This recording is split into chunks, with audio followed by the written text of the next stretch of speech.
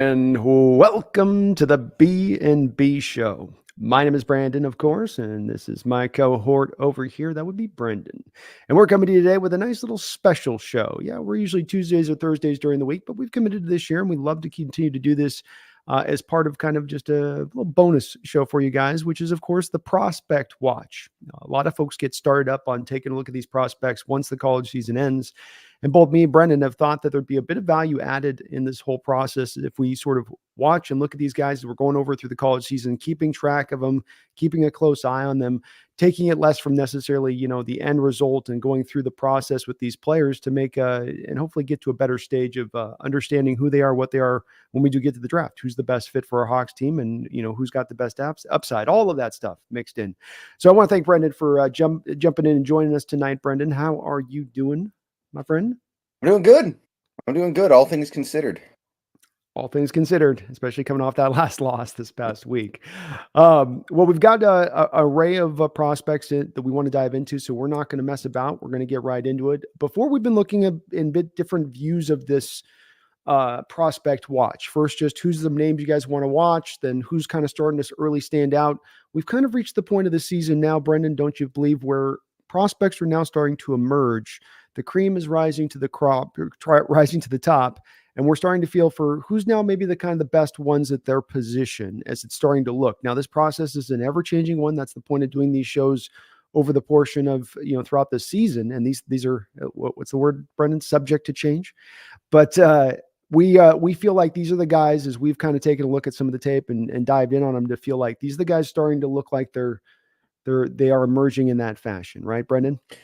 Yeah, we basically seen most of what we need to see from the games. There's probably going to be a couple of late risers or maybe late fallers from the end of the season. Like I think that C.J. Stroud last year did himself some big favors with that playoff game against Georgia. I don't think he would have gone as highly as he did if not for that game. But most of this stuff we've kind of figured out. I think, and generally speaking, the main determinator of draft positioning that remains is not the remaining games, it's the combine. Mm-hmm. That's true. Yeah, that's true. Most of what the players have done up until the point of the season is going to be how they're going to be painted as the prospect they are. And like you say, the combine, pro days, senior bowls, these are things that now come into, value later on downwind, if you were. But we're getting a good idea on these guys, where they're at, what they're doing. So let's get it started off right off the top here, Brendan, with the position that I think is at the forefront of everyone's mind. It normally would be anyway for the average fan, but especially right now in the midst of this season, as there are some that feel like there are some question marks around the quarterback, some maybe not sold on Geno, some wanting to make sure that if Geno can't be the guy into the future, that we have a guy ready to go, waiting in the wings, quarterback of the future. Brendan, first off, is the season, let's get the prospects. Quick question. Do you feel like more now than ever throughout the course of this year that the Hawks are driving towards taking a quarterback, not necessarily in a high spot, but in this draft, we're coming out of one of our picks being a QB? It would be very surprising, and I think also a mistake to not. This is a very good quarterback class, and I don't think next year's class is going to be all that good. Like 2025, obviously there's time for stuff to change, but you've got Shadur Sanders, who looks great, but then you've got Cade Klubnik, who could go one way or the other. We don't know yet. It's all Mhm. potential right now. It's not really any production. And then you've got basically anybody who's going to stay back from this class. Like if Riley Leonard stays back, he probably becomes a first rounder in 2025, but he actually has to stay back. Mm. If somebody like, I don't know, Quinn Ewers decides to transfer, he becomes a top pick next year, but he actually has to do that first. Yeah. So I look at that and I go, I don't think you're going to be able to do this next year. And you've set this up very well. Geno Smith is your quarterback for the rest of this season. Next year, you lose Drew Lock. You go into the 2024 season. Geno's your starter until such a time as it no longer makes sense for Geno to start. And then you've got your rookie quarterback to go in. Unless Geno just keeps the job forever because he's playing so well, which, hey, that's a good outcome too. But Amen.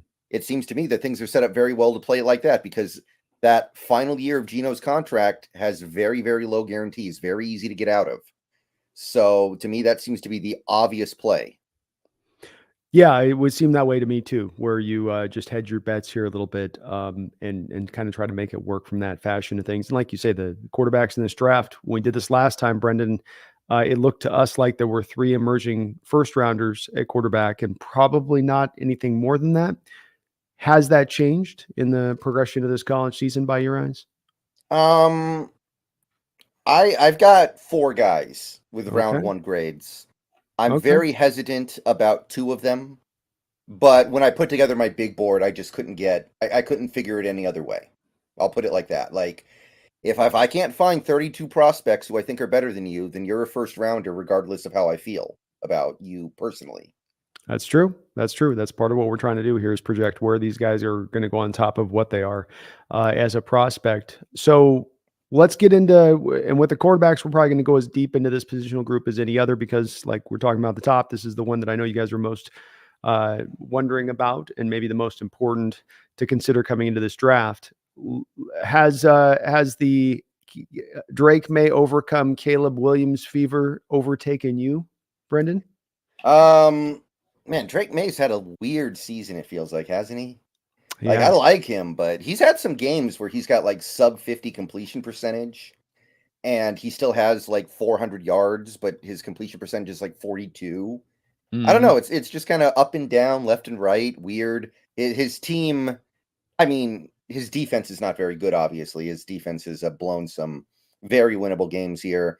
Kind of, I guess both these top quarterbacks have something in common, but yeah, I'm definitely not seeing it. I know Caleb went through that little bit of a rough patch where he lost a couple games, and he had that Notre Dame game, which was the worst game he's probably played since he was 5 years old.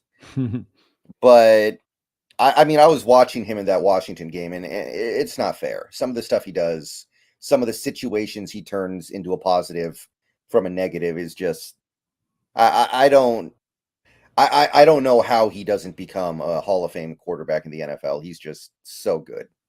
Yeah, I likewise am not moved into that direction. I'm a guy that as I've seen Drake May's stock seemingly out there in the universe going up and down at times, I still have found myself throughout this going, he's going to still end up being a minimum top 15 pick, and most likely much higher than that. But like you say, with Caleb, there's something special about what he's doing out there. There he has something special to him, I guess, not what he's doing out there. And he's the supporting cast. They just fired their defensive coordinator there.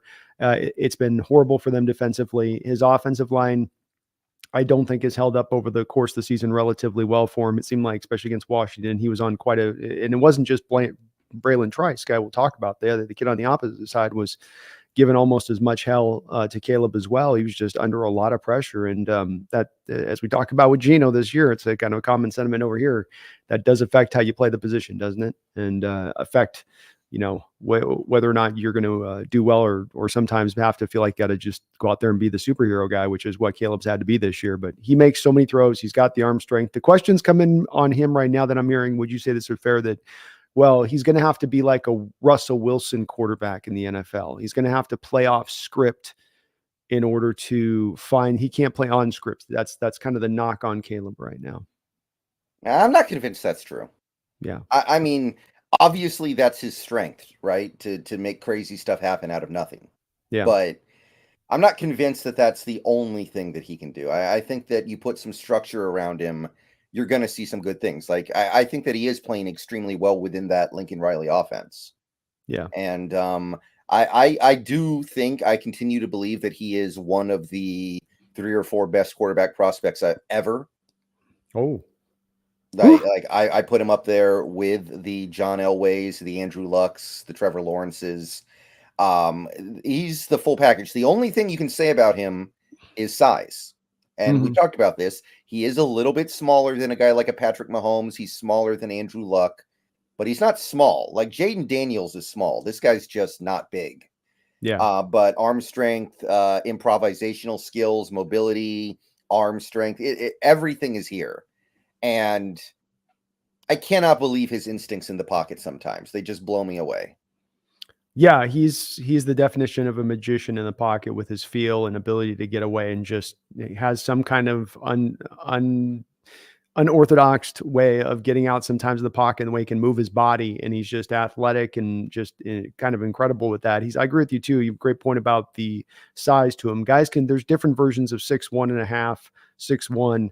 There's guys 6'1" that are going to be like Matt Corral a couple of years ago that was probably 170 pounds soaking wet. That's at least how he looked on a football field. And this guy who looks legitimately 220, 225, he's got a solid lower half. He looks like he's going to be able to hold up at the NFL level. I have found myself creeping a little bit back, a little bit off of the getting to the Elway luck stuff of it, where I almost kind of feel like he might be just a smidge short of that, but that's still not to say a guy who isn't fully capable of becoming a Hall of Famer.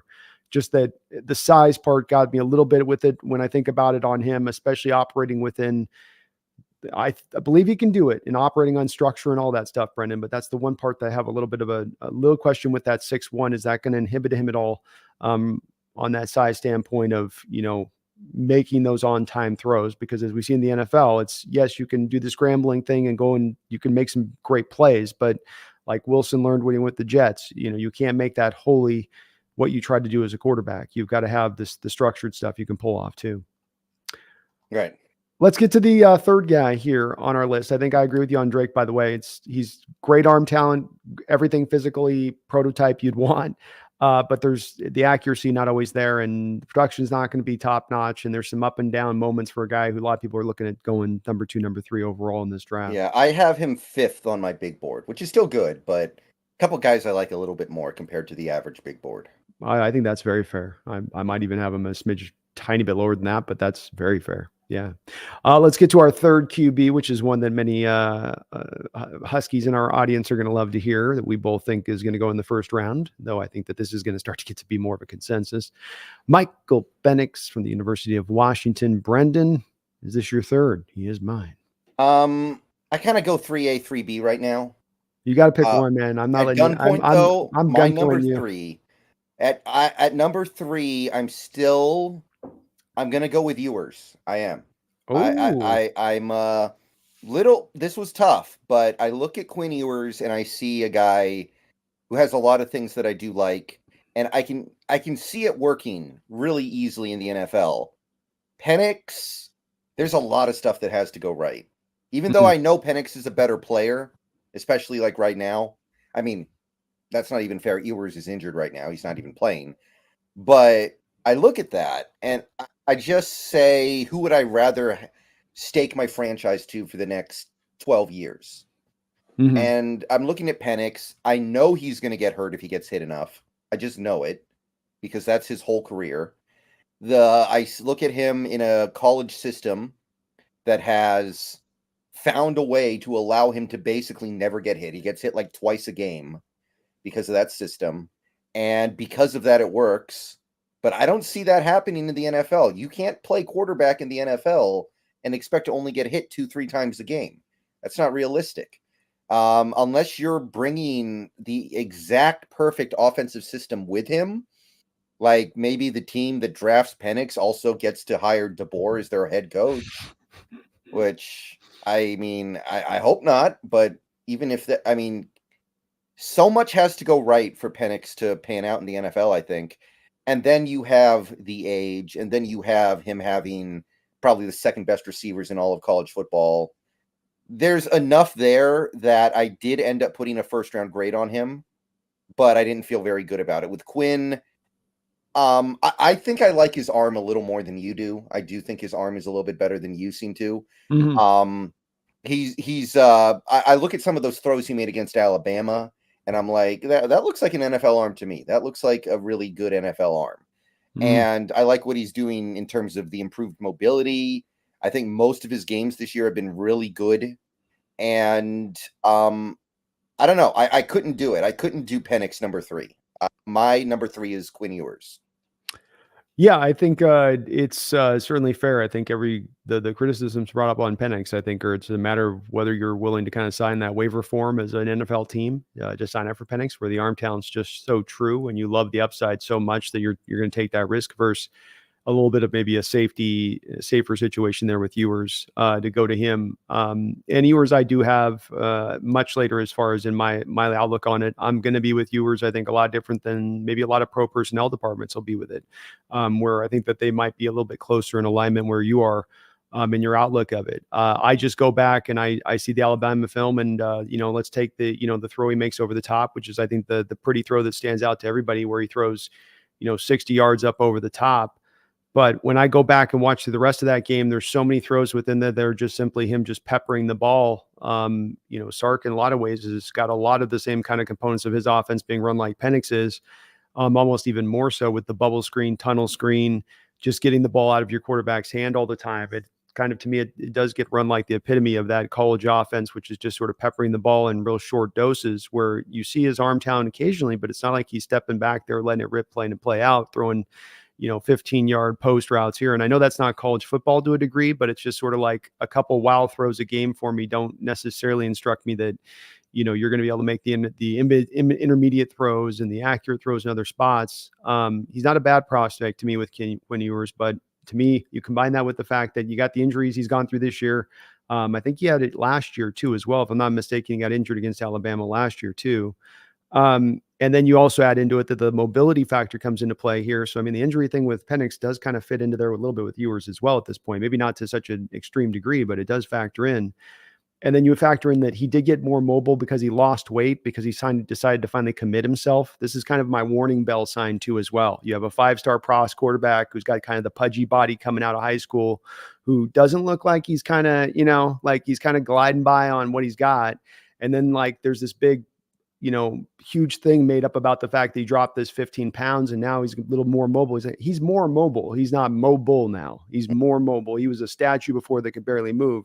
Now he's got a little bit of mobility, but once he gets to the NFL, he will be viewed a lot more alignment of a guy that's like a statue more than a guy that's like even a Daniel Jones type of guy. So this has him drop down to me, even though he does become the fourth quarterback for me on my board, Brendan.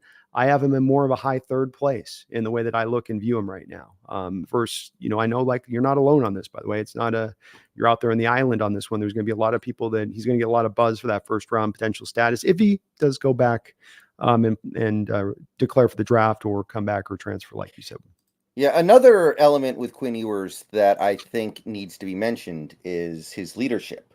And that's something that I believe that Schneider, when talking about Quinn Ewers, has really been a very complimentary about. And that's something that he seems to really value. And that seems to be something that he really sees with Quinn. So I know that's kind of an abstract thing right now because we don't know how he would be a leader in the NFL. Mm-hmm. But there does seem to be a little bit of that going on. And I think that does move the needle for me as well. That's a fair point. It's the hard part for me to judge on that because I can't see in the kid's head at all in that. And that's, you can read stories or anything, but a lot of these stuff is you'll get pieces brought out by the college programs to make their guys look great. Not to say that's what's going on here. You're right about John Schneider having reportedly an affinity for Quinn Ewers in the background of things on this. Let's go to a couple other quarterbacks down the line here. We don't have to spend a ton of time on these guys, but we can kind of just to lay things out real quick, though. So I go number 3 Ewers, number 4 Penix, and you go reverse. Yeah, I go Caleb Williams, Drake May. Penix is a first-round quarterback to me. He's going to be a top 15 quarterback to me. Mm-hmm. And I also believe that the arm talent is so good and the production's been so great the last couple of years. All the points you made are completely valid and on point. I'm not trying to take away from that, but I think that when I look at what he's done versus Ewers, who's the past 2 years, I believe has had season-ending injuries. And then as I remember it now, that's absolutely what happened the year before. As I remember watching that Will Anderson tape of that Texas game a lot. So it's a guy we talked about who actually injured him, Brendan, which is one of the things we're going to have to speak about with Dallas Turner, because that's his whole thing. MO is that he's supposed to be kind of a QB taker out or hitman kind of guy. But with Penix, to me, he's had to make some more big time throws. Ewers can make the big time throws. Penix has been asked to make these big time throws more consistently throughout the last 2 years. And I think that even though he isn't much of a manufactured offense as Texas is to a degree, DeBoer still does have him air that ball out. Part of it is that he can trust his playmakers to make those trust throws like he did this year, where he's in the back of the end zone, Brennan. He throws that 55-yard throw out to, I think it's McMillan, just kind of tosses it up there for Yeah. him. But at the same point in time, to me, I think that he does have a stronger arm, I think, than Ewers. The delivery is way different between the two of them. I think the mobility is probably the same, if not a little bit more better mobility for Michael Penix. But I just think he's got a little more wow factor. If you're going to get a quarterback in the first round, you want that. I don't know if I'd get as much outside of the occasional throw with Ewers of the wow factor. Probably right. And don't get me wrong, I think that Penix is doing a much better job with the things that he can control. Like, he is doing a brilliant job with the things that are in his control. He can't really control the fact that he's made of glass. That's not his fault. But I do believe that it is the case. Yeah. And there's a lot of evidence for that. And it's the big, huge part of the risk at the front of this stack that if you take them, like you said, you're going to have to get your offensive line right. You're going to have to get your protections right. You're going to have to get your scheme right to make sure that you're, being aware of that. And if you are, I think you can maximize his production. And I'm going to build into the thought process that whoever takes him, Brendan, is doing that math and deciding that they're going to go that direction and understanding that if they do, this is the guy that he can be. If we put those elements together, what they showed at Washington is this is the guy, this is the potential. And that's what these guys have these kind of college seasons do, is they're showing you the potential, what they can be.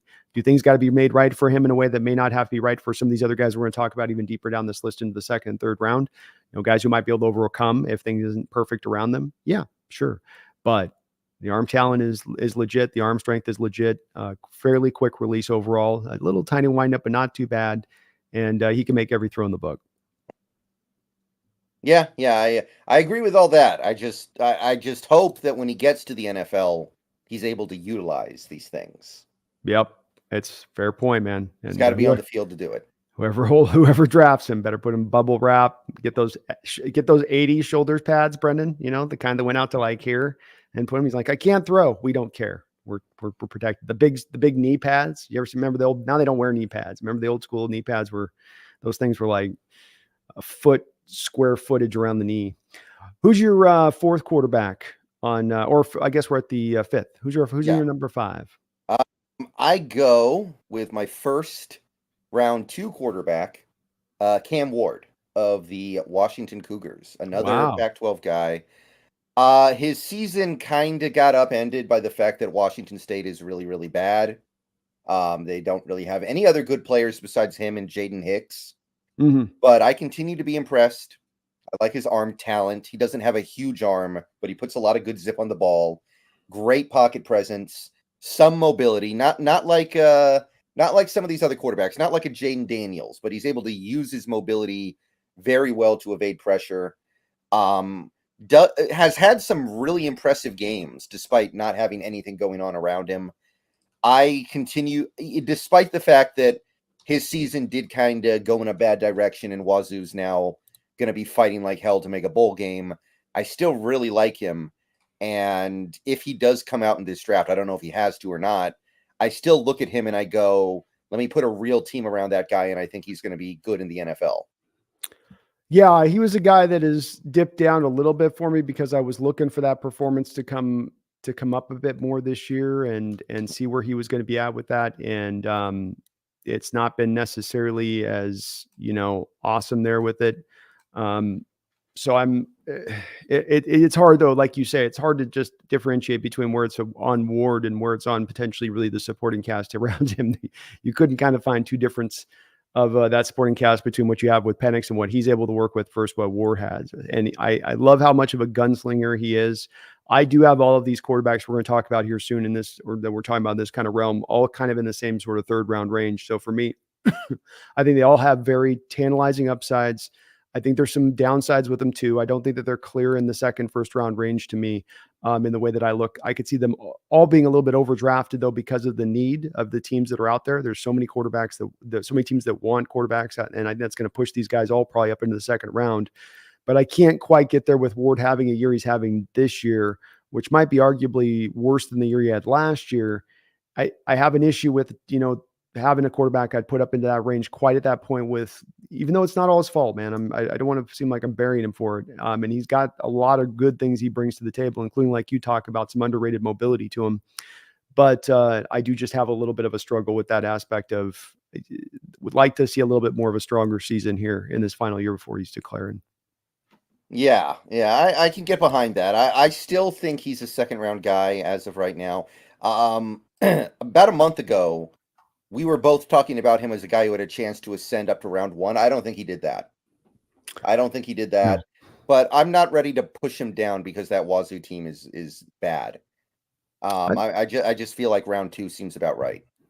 I think it's a fair point. And again, that drive, these guys getting driven further up, man. When we go eventually into this offseason, going through the teams that need quarterbacks, I think it's going to be very clear to us that we go, oh my God, yeah, somebody's going to be pushing on these guys much faster, much quicker than we might have thought they should have gone at, because teams are really needing these QBs right now. Couple of little things. We're going to get to these. Gavin KG, you thank you for becoming a member. I think you became a member last night for me. I think you became a member for right now for Brendan. So it's going back and forth, Brendan, because he was our guy last night on that too. So thank you for that, Gavin. Appreciate you becoming a member of the Welcome channel. aboard. Welcome aboard the channel. Seahawks OG, thank you for the $5 donation. Says, for fun, USC to Big Ten with that D and no Caleb. Riley flames out 2024. Would Riley be a better NFL offensive coordinator than Waldron? Ooh. Wouldn't Riley just follow Caleb to wherever he goes? And probably be a head coach, not a coordinator?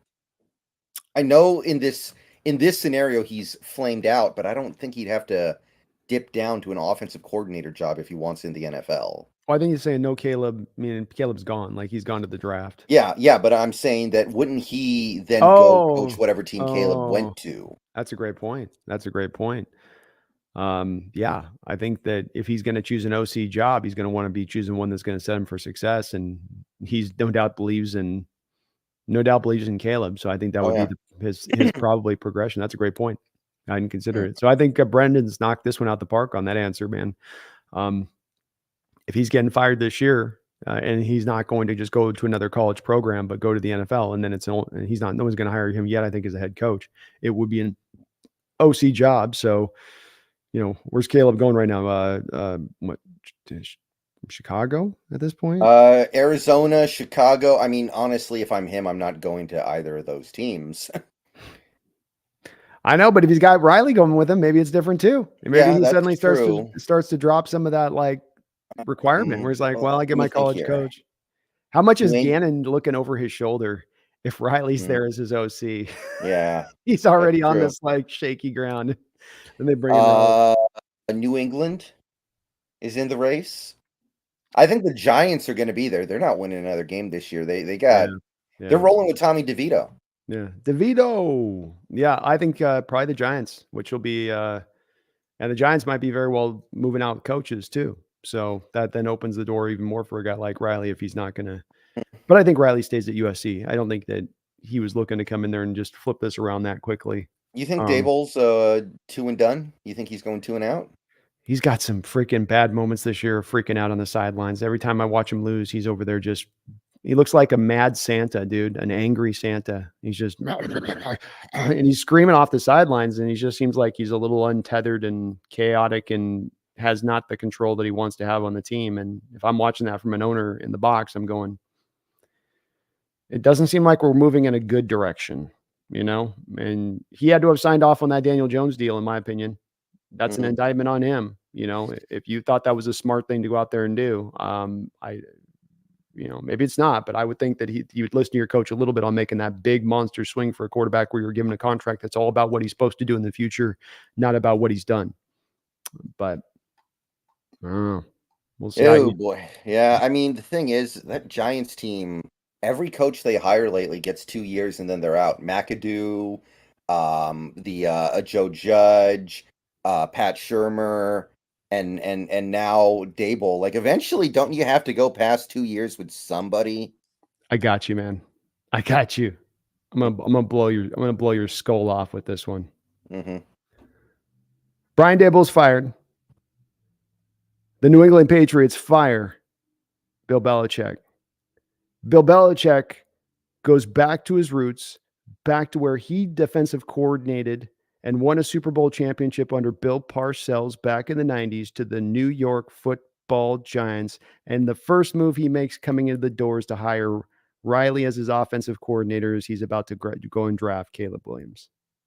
No, I mean that would put the Giants back on the map. You know the NFL doesn't like having these New York teams be so bad, so that That would would be that would be like the year LeBron went to the Heat in free agency in terms of like suddenly injecting this ridiculous amount of life into an organization.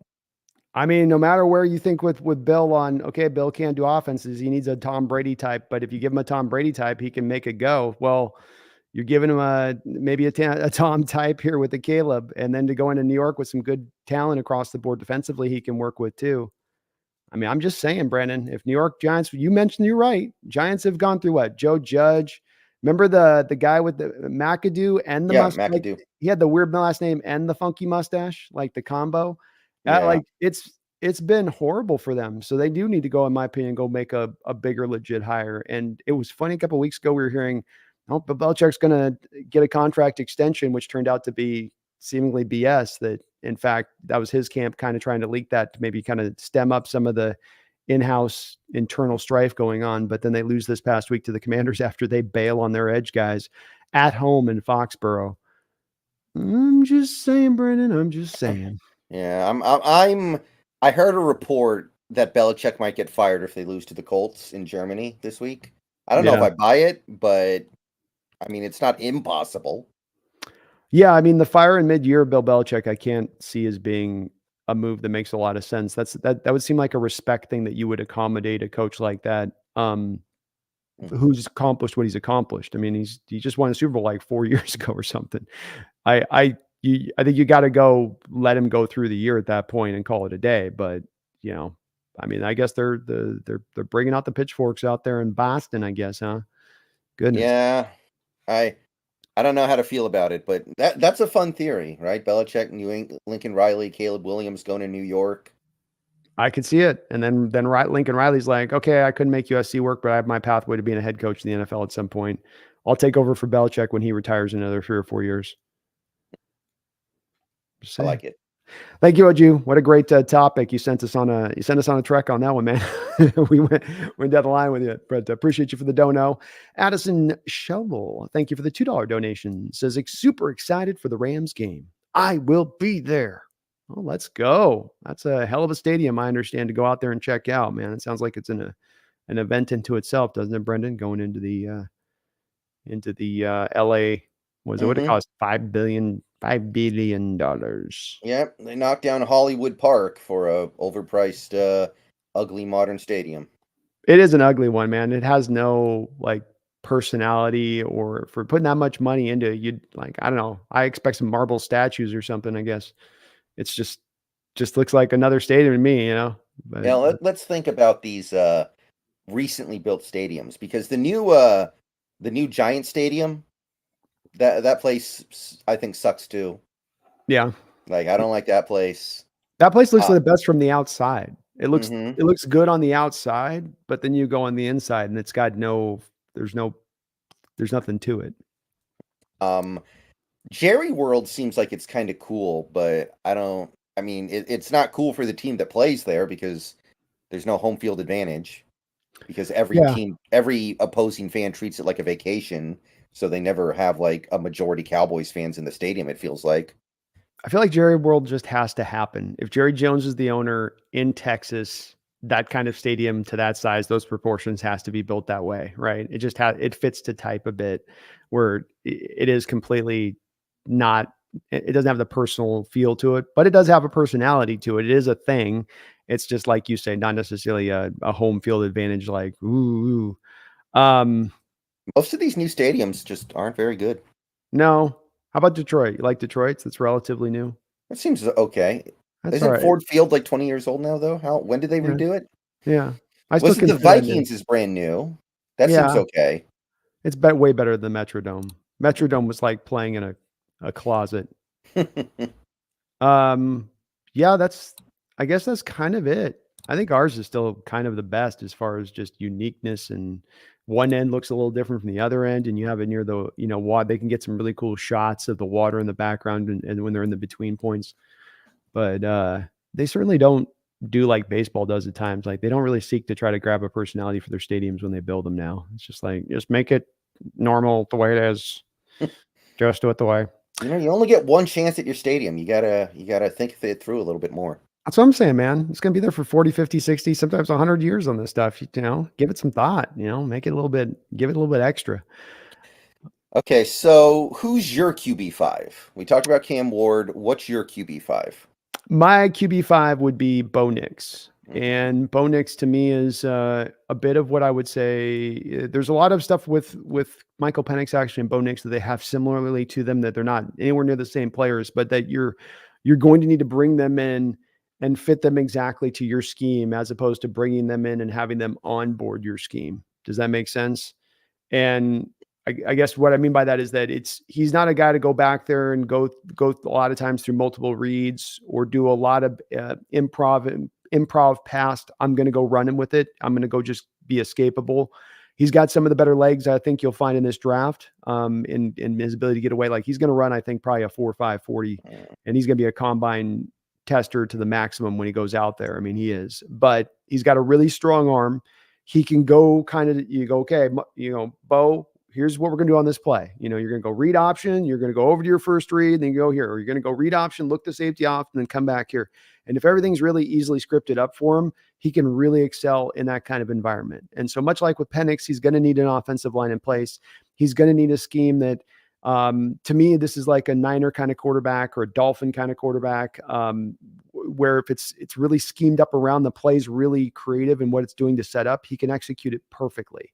But if you ask him to go off script, if stuff starts going to hell, he's got to start, kind of get into a place of improvising, then he's just not the same, kind of player. But from a tool standpoint, size, mobility, arm strength, relative accuracy, he's got those items that he checks off the box. But I do see, as like I said, with all these guys now at this point, to me, they're more third round range.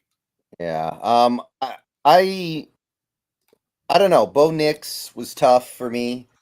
I mean, he's having an amazing year. Let's be clear about that. If Oregon was undefeated and had they beaten Washington last month, I think he would be the Heisman frontrunner. But that one loss has kind of derailed it a little bit. He's still up there, and he could still win it if they win the Pac-12.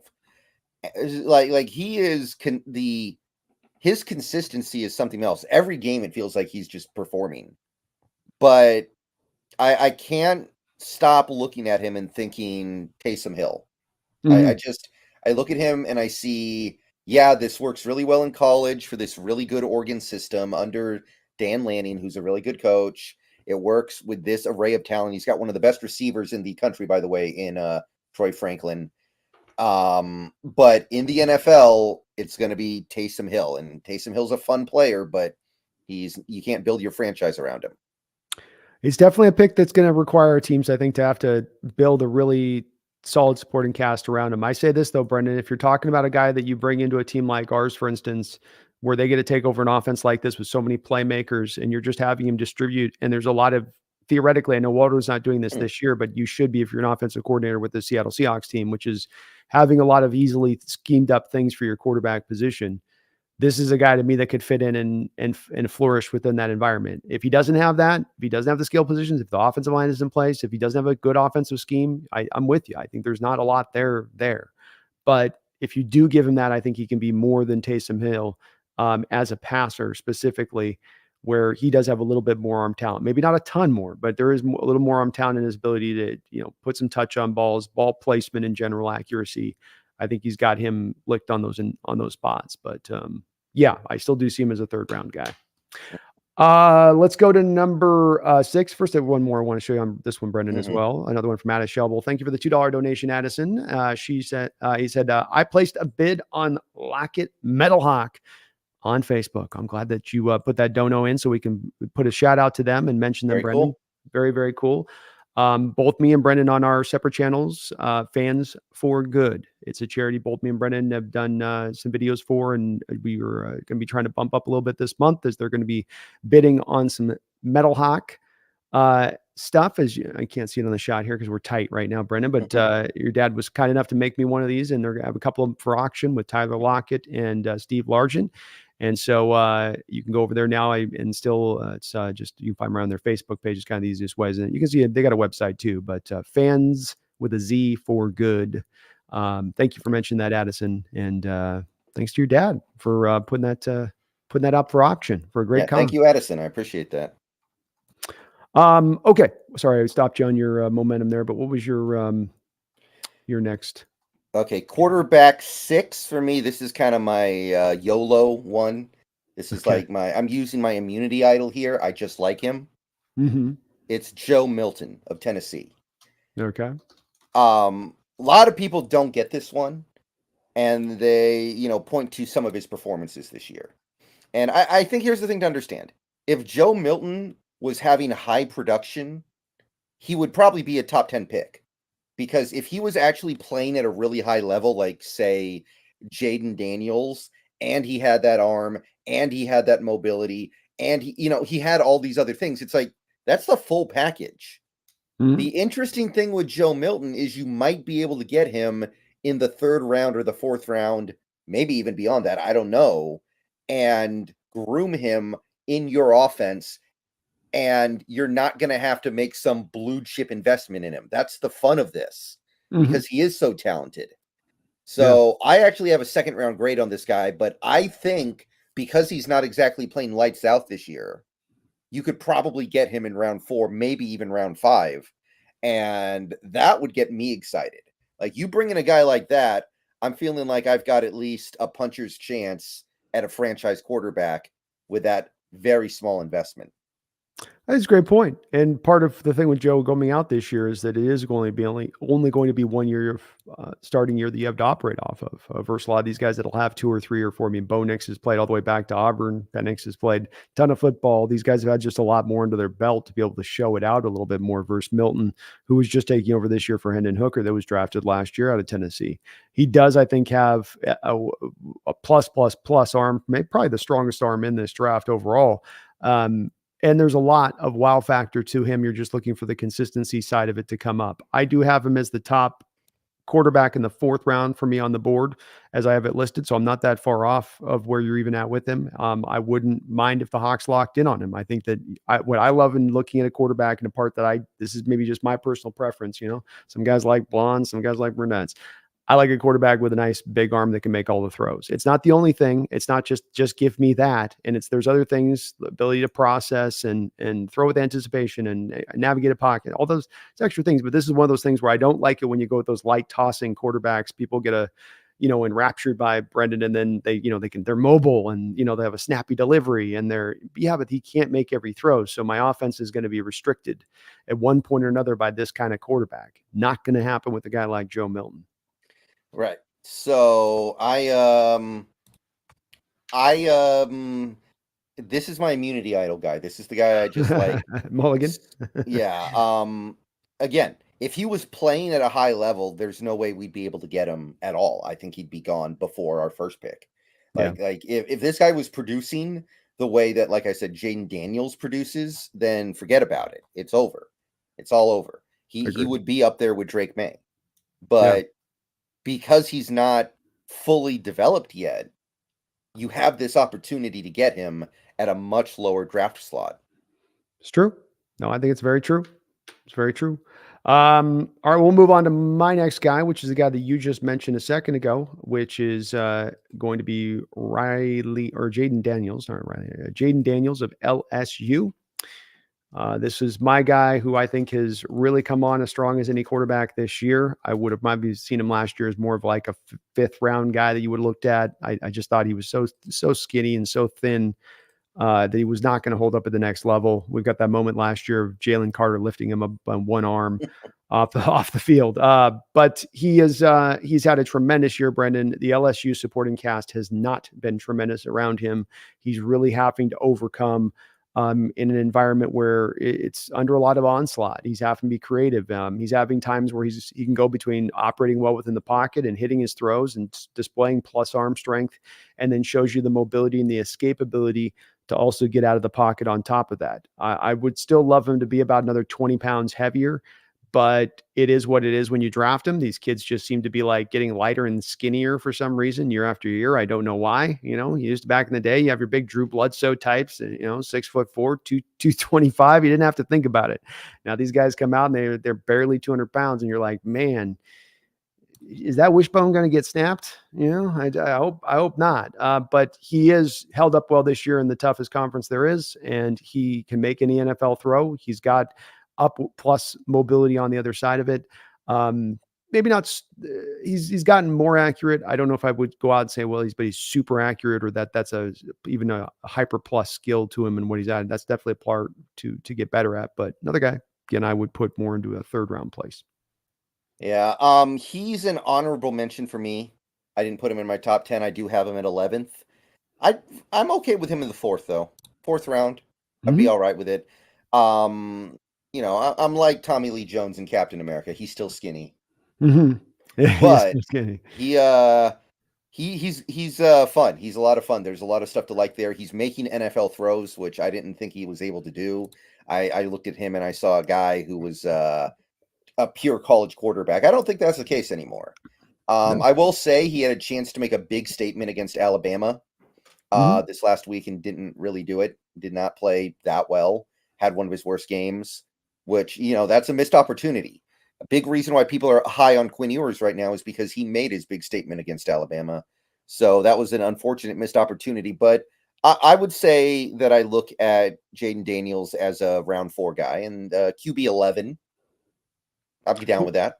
Would you say also within that assessment, though, Texas might have a wee bit better of a team than LSU does? Oh, easily. They've actually got 2 really good receivers in Texas, and they've got the Tavondre Sanders Sweat and Sanders, and Jalen Ford. Yeah. Don't forget Jalen Ford. He's good too. Yeah. Catalan. It's a very good team. Don't get me wrong. Yeah. LSU's really not a good team. No. There's not a lot going on there. Not much. Okay, so let's get to your next one. I know as we're getting down the depth on this quarterback list, let's keep it rolling. Okay, so QB 7. This is a QB 7 here. I go Riley Leonard. Hey, we found one we completely agree on this one with. I got him like fringe round 2, more likely round 3. I still really like him, but his season kind of went off the rails. He got hurt, and then he tried to play hurt, and it was awful. I appreciate the intentions of him trying to go out there in that state, but it was not good. And I don't know if he's coming back this year. I don't even know if he's going into the draft. I read an article a couple weeks ago with somebody saying he should transfer to Notre Dame for his final year of college because they're losing Hartman, and Notre Dame would probably give him more to work with than Duke does. So I think it's possible he doesn't declare, but I like his mobility. I like his size. I think he can make all the throws. What about Washington? That'd be fun. I could get excited for that. Sign me up for that. I mean, he's got some playmakers. Not like you're losing. You still bring back Polk and the running back next year, right? At least. Yeah, so. and McMillan's probably coming back too because he just can't play this year. I don't think he wants to enter the draft after a season where he got hurt like 8 separate times. I would think not. I would think not. What does he bring to the table, this Riley Leonard?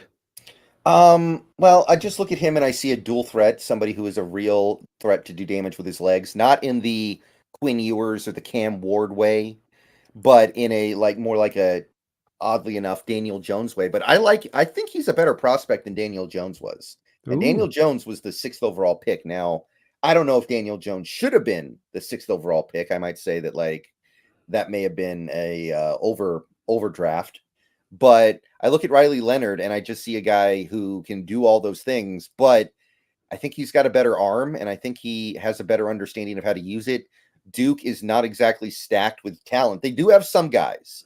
They've got a great left tackle in Graham Barton, but I think he's made it work there with substandard talent. Duke was on a roll until Leonard got hurt. They were on a roll. They were about to beat Notre Dame, and then Riley Leonard went down and everything went to hell. If he doesn't get hurt, we might be talking about a Duke team that's in the race for the college football playoff right now. I really do feel that way because they were hanging around with, I think it was Florida State, even with Riley Leonard limping around out there. And that's And after beating Clemson, I think, at the start of the year, right? that's right. And what I will say is that Duke protects him with a very good rushing attack. Even when Riley Leonard's out or Riley Leonard's playing hurt, they've been able to run the ball really well. So he does have that, but he doesn't have great receivers out there. So I look at that and I go, there's a lot of stuff here that I'm into. He's just kind of a good all-around prospect. And I'm, like I said, I'm kind of in that low round 2, high round 3 type range with him. Yes, and I've got them about the same place. And of course, these guys, like I say, all these guys were in this stage of I've got a huge stack. I've kind of generally put them at third round. I might on a couple of them, like you've kind of lined. I might eventually, when we get through the post draft process, arc a few of these guys up a little bit higher. The more film I get a chance to really dive into them and look. And this is one of those guys that I really look forward to being able to do a much deeper dive on the complete set of his film this year and last year, even going back and looking at him because he has had some time there. I like your Daniel Jones comp. I think when it comes to it, I think the arm talent wise, I think Daniel Jones has a strong arm, but Riley has the better arm, and I feel like he can make the better assortment of passes, if that makes sense. You know, the layered throws, the touch passes, I need to put this out route to a particular spot. It's kind of like Daniel to me might have the flashier stuff a little bit. This guy's just got this guy's a little less flashier, but it's more workable. It's more applicable to the football field and getting an offense maximized, let's say, which I don't think Daniel Jones is going to maximize any offense. Another guy too, I think that I could see you spoke to Quinn Ewers. This is a guy beyond our assessment of it that could you not see be a guy that Schneider falls kind of head over heels for? Yeah, he does have that kind of prototype look that Yeah. he like the Josh Allen, which we know that Schneider loved. I Yeah. think he really liked Mahomes. I think those were the main 2 guys he really liked. Yeah. There's a little bit of that going on here. I don't know if it's that extreme, but it's pretty good. Yeah, I think it's something I could see him going with. And again, late second, third round pick. One of our third round picks that we have in this draft, we take it with the Saints pick, let's say. This kid, it wouldn't be the worst of selections to go out there and take a look at. Like you say, though, probably 2 to 3 of these guys that we're talking about in this list are part of why we want to go a little deeper on this particular quarterback list than we're going to go with the other positions is because a couple of these guys are going to go back to school. So it's the NIL kicking in is going to have somebody going, I'll take the $5 million and just go back and do it that way. Let's go to your next one down. For me, I got Cam Ward, which we just talked about. Yeah. So who do you have? And my QB8 is Bo Nix, who we already talked about. We can just get right through that. Number 9 for you is Jordan Travis, and he's actually making a play to start pushing up because he's starting to turn it on a little bit. And I was kind of cold on this guy for a while, but I'm starting to get it. He's really consistent. Seems like every game he's playing at a high level. Now, Florida State's schedule has been a joke this year. They haven't played anybody good. I think their best opponents have been Clemson and Duke with no Riley Leonard or hobbled Riley Leonard, whichever. So he hasn't had to face really good competition. But it seems like every game he's just bringing it. There is some dual threat stuff going on there with him. I like his mobility. I'm surprised with how good of an arm he has, given how small he is. Like him and JJ McCarthy, I look at them and I go, ugh, because they're so small. I just assume they're not going to be able to make those throws, but they kind of can. Yeah. No, they do find a way to get it done, even though you do look at them and you wonder about how they hold up at the next level. He was a guy that last year, to me, had some very much Doug Flutie kind of vibes to him, going way back in that kind of machine, where he can definitely get inventive in the pocket and improvise with the best of them. If you're looking for me, a guy who is the Russell Wilson of this draft, Brendan? Who is the guy that closely for you comps out to the closest amalgamation of Russell Wilson? There's not a Russell Pure here. I'm not saying that. But the closest guy to me might very well be a Jordan Travis. That's actually really solid. Him and maybe Jaden Daniels are kind of like in that vein. And like Wilson, who was a third round pick, I think Travis will go in round 3. And that's where I have him. I think that's about right. Yeah. And I've got him just on the upper crust for me, the 4th round territory, but I have liked this kid quite a bit. as with a few of these guys, I would be the least bit unhappy if we end up making one of these guys our selection second, third, fourth round, because they all do have upside. They're all fun players. This kid's going to have multiple years of starting at the college quarterback, something that we've had a hard time getting in times of year. We mentioned about the Milton. Milton's kind of the outlier in this draft versus the Riley Leonards, the Jalen Daniels, the Bo Nix, the Spencer Rattler, and I think I skipped over one of mine, by the way.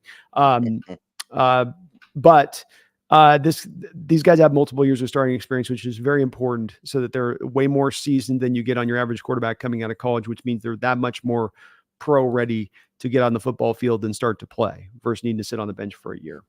Right.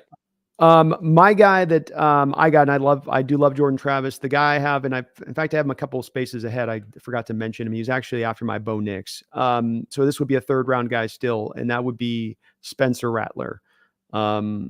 Highly controversial kind of guy out there from some, but here's where I've gotten with Spencer, and I've been around the bend with him, man. We've been talking about him for 3 years, Brendan. 3 years we've been talking about him.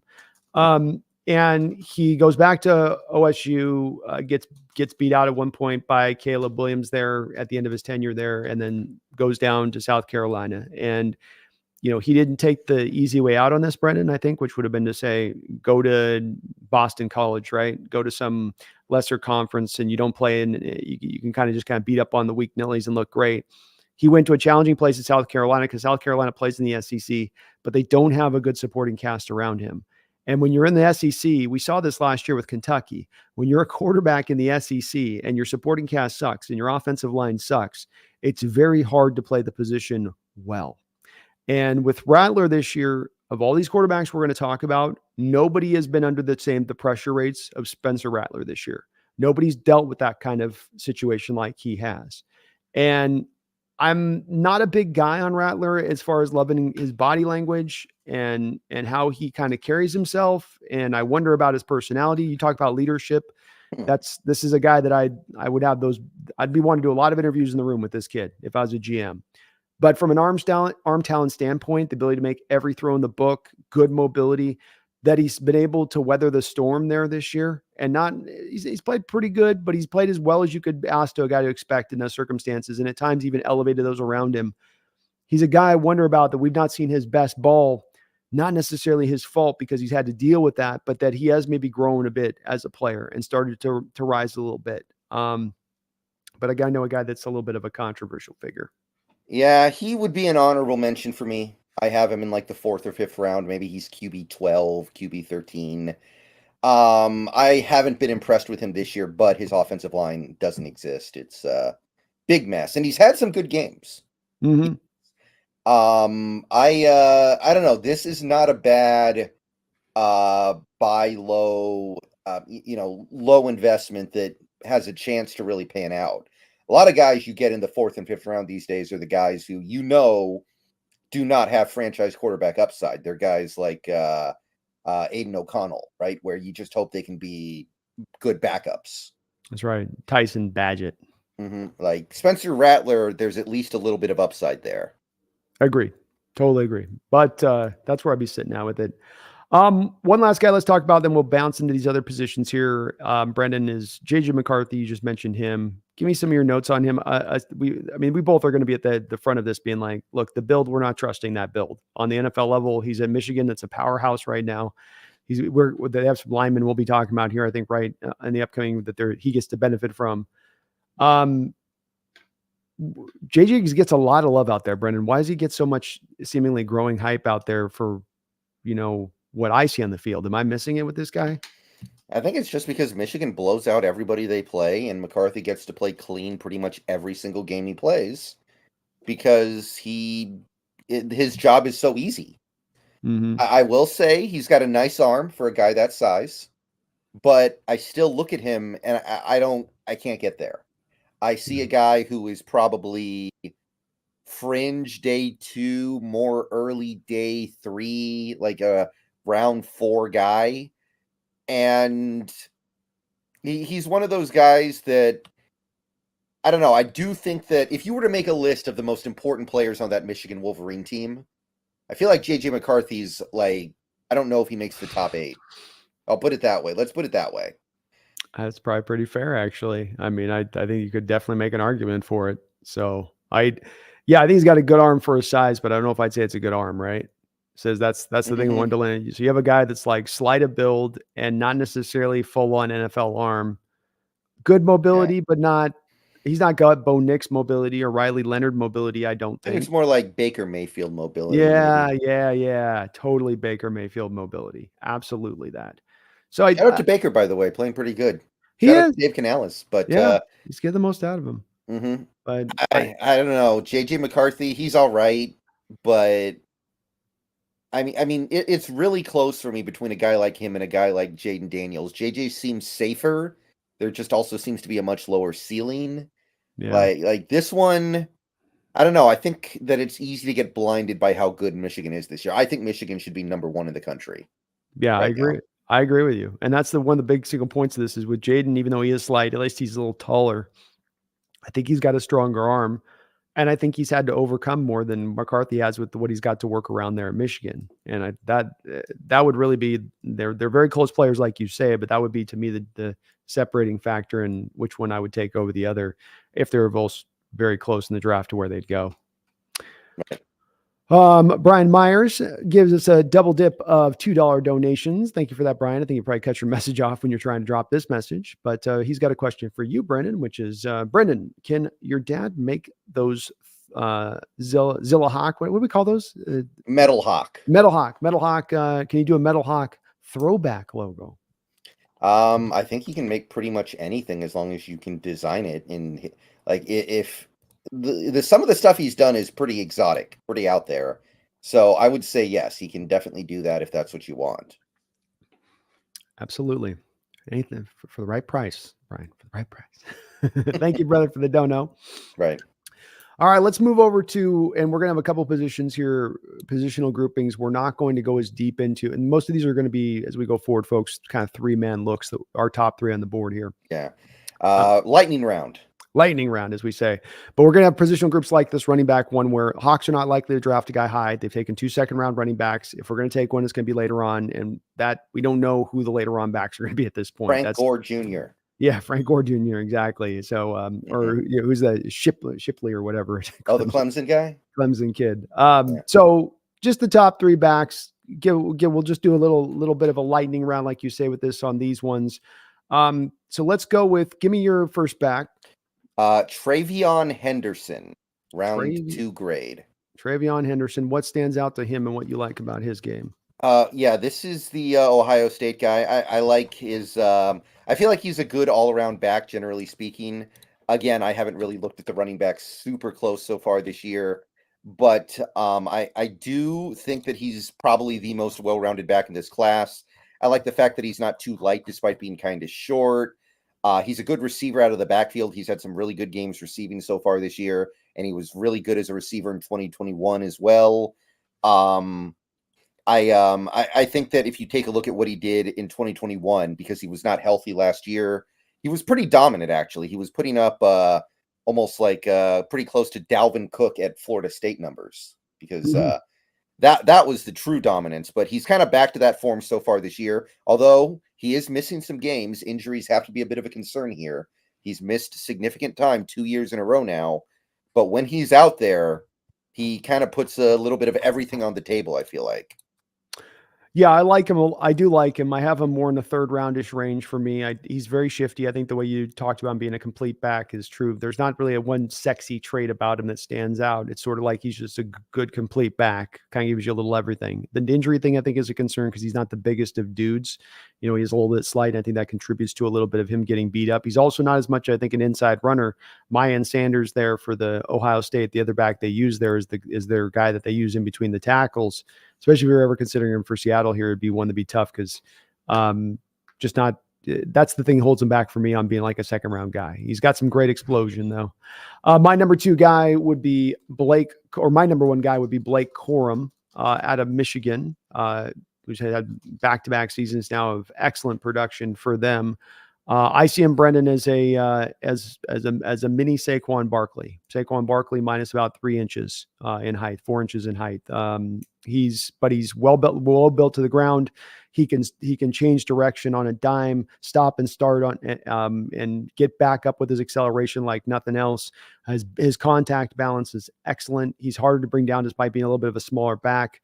Maybe he doesn't have the complete home run hitting speed out there from the position, but a guy that's going to be able to create yards for himself at the next level, even if you don't always have it blocked up. Yeah, Blake Corum, not too much of a receiving back, but he's an excellent bell cow. He's been a bell cow for Michigan for a couple years. Awesome burst, awesome speed, very, very creative in the open field, very, very creative in setting up big plays using his blockers. A lot of stuff to like there with Blake as well. I have him in the same area as Henderson. I have him as a round 2 guy as well. Yeah, I don't think any running back is going to go in the first round this year. I'll say that. No, I don't believe so either. It'll be second round all day this year. Who's your number 2 back? Blake Corum. Blake Corum, awesome. Mm-hmm. So we got that one done. Mine is going to be Rocket Sanders. I think who is your third? Yes, my third. So mine, this all pairs nicely, Brendan. So mine's going to be Rocket Sanders from Arkansas, 6'2", 237. That's a big boy, Brendan. Raheem, I think he reminds me, and it's always the lazy thing I talk about, Brendan, where you comp a guy that's played at the program prior. It's like it's so easy because you've seen the other jersey before, but he reminds me so much of Darren McFadden, the kid that came out of the day back out in Arkansas. He's got these long strides, 1,400 yards in 2022. He's had another very good year here so far to kick things off. You get him in the open field, he's gone, man. And he's a little bit like in that vein of a Derrick Henry, where he is so big that you get him up in the open field and they get their full head of steam. You try to grab him and you just kind of fall off of him, right? So you have to kind of just tackle him before they can get to that full head of steam. The issue with him, though, is he actually has some unique burst for being such a long-legged guy. He actually can really get up to speed really fast. I really like his upside. Uniquely built running back. We've had so many of these backs in recent years, like your Jahmyr Gibbs types or a chain types, 180, 190 pounds. I think this guy's legit 230, 235. And if he goes to the combine and goes out at 235, running a 4.45 even, he might be the one guy of this list that we talk about because of that physical build that can push himself up a little bit in this draft, even where I got him, which is the second round. Yeah, I have him third. I have him as the round 2 guy as well. Great combination of size and speed. Rare combination of size and speed. Doesn't offer a ton in terms of pass catching. I think his pass catching skills are pretty rudimentary. Fumbling, which is, that can become a problem. We'll see where it goes. But I like him a lot as well. I don't like him enough to draft him in our circumstance, but I do put a second round grade on him. He's a good player. It'll be interesting to see where he does go, but not many built like him. My only last guy really quickly put in, because we covered your 3, is Braylon Allen out of Wisconsin. Another big back, very productive. He really does a good job of running downhill. Really unusual burst for a guy that is as big as him. I call him a cross between Derrick Henry and Fournette. This guy might be 240. He might even be bigger than Rocket, to be honest with you, and add another 10 pounds. He's just a bully runner out there, Brendan. Really fun back to watch if you want a physical back that can just wear a defense out. This guy can do it. And another guy that I like in the second round because I think he's going to run a good 40, and with his physicality that he puts into play, there's going to be teams that's really going to resonate with when it comes to draft time. Yep.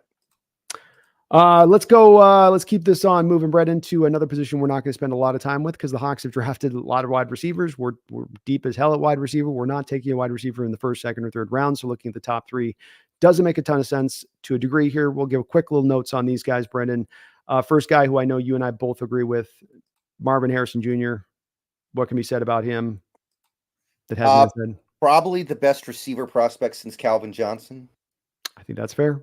I think that's the best way to put it with it. Yeah. The only thing with him is it feels like there is a little bit of rawness, but I think that you give him a year in the NFL, he's going to be the complete package.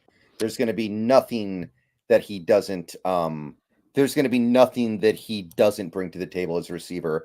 I have him as a top 5 guy. I think I have him at either number 2 or number 3 overall. I think my first big board had him at number 2. But he is special. He's my big board number 2 player. special, a Hall of Fame talent. He'll be doing if he's long, of course, paired with the right quarterback, he'll be doing everything that Jamar Chase is doing in the league. The hype is real on the kid. There's nothing I can pick apart about it. When Brian Hartline, the coach, said that this is the best of the bunch that's come out of that crew in the last few years, from Michael Thomas's to Terry McLaurin's, who will play this week against Washington, to Jackson Smith and Jigba. This is the best of the bunch, they say, without even blinking. He's awesome. Number 2 for you. My number 2 is Emeka Egbuka, the other Ohio State guy. It's kind of tough. Admittedly, it's kind of tough because you've got 2 hyper elite receivers on the same team. And this year they don't have the best quarterback. I'll say that, right? They got Kyle McCord, who will be lucky to get drafted, but he's another guy who's like a prototype. He's got great size. He's got great height. He's fast. I like the way that he plays in terms of running after the catch, how aggressive he is. He's got long arms. He's got great footwork. I think that some of the holes in his game needs to get better at contested catches. There are some concentration issues with him dropping the ball every now and then. That's the one major issue that I see with him right now. But he's a great athlete. He played cornerback when he was in high school, which has actually really helped his instincts as a receiver. So I go Egbuka. I have a top, I think I had a top 15 grade on him. And I've got Egbuka myself down about second round place. I do like him a lot. And I like the physicality, and his physicality through the route, where you can't knock him off his spot. He's going to get to where he wants to get to. But the hands, I think it's one of the reasons he was originally kind of a defensive back, because their person went and saw the hands and went, okay, you're a defensive back. A little bit of the lack of production this year out of him, though I will admit some of this is going from CJ Stroud to the quarterback position where it is at. Still, nonetheless, production's not been necessarily top notch this year from him on the other side of it. My number 2 guy instead would be Romeo Ndunzie, who has brought himself up from what I had as a high second round grade this offseason to a first round grade. I don't think that there's anything that he can't do at the next level, including he brings size to the play that's been sometimes a missing thing in some of these receivers in recent years. Your Tank Dells, your Jordan Addisons, even these top realm guys that are 5'9", 5'10". He gives you actually that height, that size, that ability to go up and get the contested catches and run any route in the book, and even give you some yak in addition to it. I love Romeo Ndunzie and what he brings. He may not have as much of a startling upside that you'd look for in a first round receiver, but he gives you, to me, a clean upside. I know what I'm getting. I know his ceiling and where his floor is at, and you can feel very comfortable with this pick. I'm not saying high first round pick, probably later first round, but I would put a first round grade on Romeo. Yeah. Of course, I love Rome as well. I'll be honest. I thought McMillan was better. I really liked McMillan a little bit more, and I thought McMillan had the superstar potential, but it's been a lost year for McMillan, so I don't know if I was right on that or not. You could be proven right on that if McMillan comes back, and he might have that. I'm with you. He might have that upside over the top of him. It's just you ding Jalen just for not being able to play, really, if he's going to declare. So yeah, I like Rome. He's definitely on my board. He's like late round 1, early round 2 guy for me. I do not have him listed in the top 3 though, and that's all I have here. So no worries. Who was your third? Keon Coleman, the Florida State guy, top 20 grade. I really like him. Size, you got to love that size. Got the big playability, great after the catch. Really, really good at the little nuances of running routes at the NFL level. Great at like using like deceptive footwork and then suddenly building up to speed to blow past a defensive back. Great acceleration. Really, really impressed with Coleman. Yeah, he's the complete package at the receiver position. I as well have him as my number 3 guy on my board. I as well would put a top 20 pick on him. I think both Romeo and him would be, to me, top 20 guys, or somewhere in that neighborhood. Maybe top 25. We want to get technical just to be sure I'm in the right phase of this. But his catch radius is insane. I don't think there's another receiver in this sport this year that's going to have more highlight catches than Keon Coleman's going to have. I mean, the one-handers, the ability to catch it falling away, falling down, feet in bounds. He's been pretty phenomenal in that element of it. And just whoever drafts him is going to have a highlight reel of tape to go through. I don't know if he'll go and be a superstar or a star receiver, but he's got that to him, and runs really good routes, good hands too, in addition to that, like Coleman. Yeah. All right, let's turn the page here to the tight end position, and we're both going to be in agreement, I think, at the start of this one. The Hawks are going to need a tight end, it looks like, Brendan. I don't think that we're going to be able to sign both of our guys, and maybe not even two of our guys. We might end up drafting two guys this year when it's all said and done. First guy out the gate's not going to be a guy we're going to have a chance at, and that's going to be Brock Bowers out of Georgia. Yeah, I think we've got some consensus here. This is to me, a top 5 guy. I have him 4 on my big board. He's the, I mean, I know sometimes it sounds like I'm doing the hyperbole thing that the talking heads do when talking about sports, but I really do think this might be the best tight end prospect ever. He is the full package. I think he's a better prospect than Kyle Pitts. I think he's a better prospect than Vernon Davis.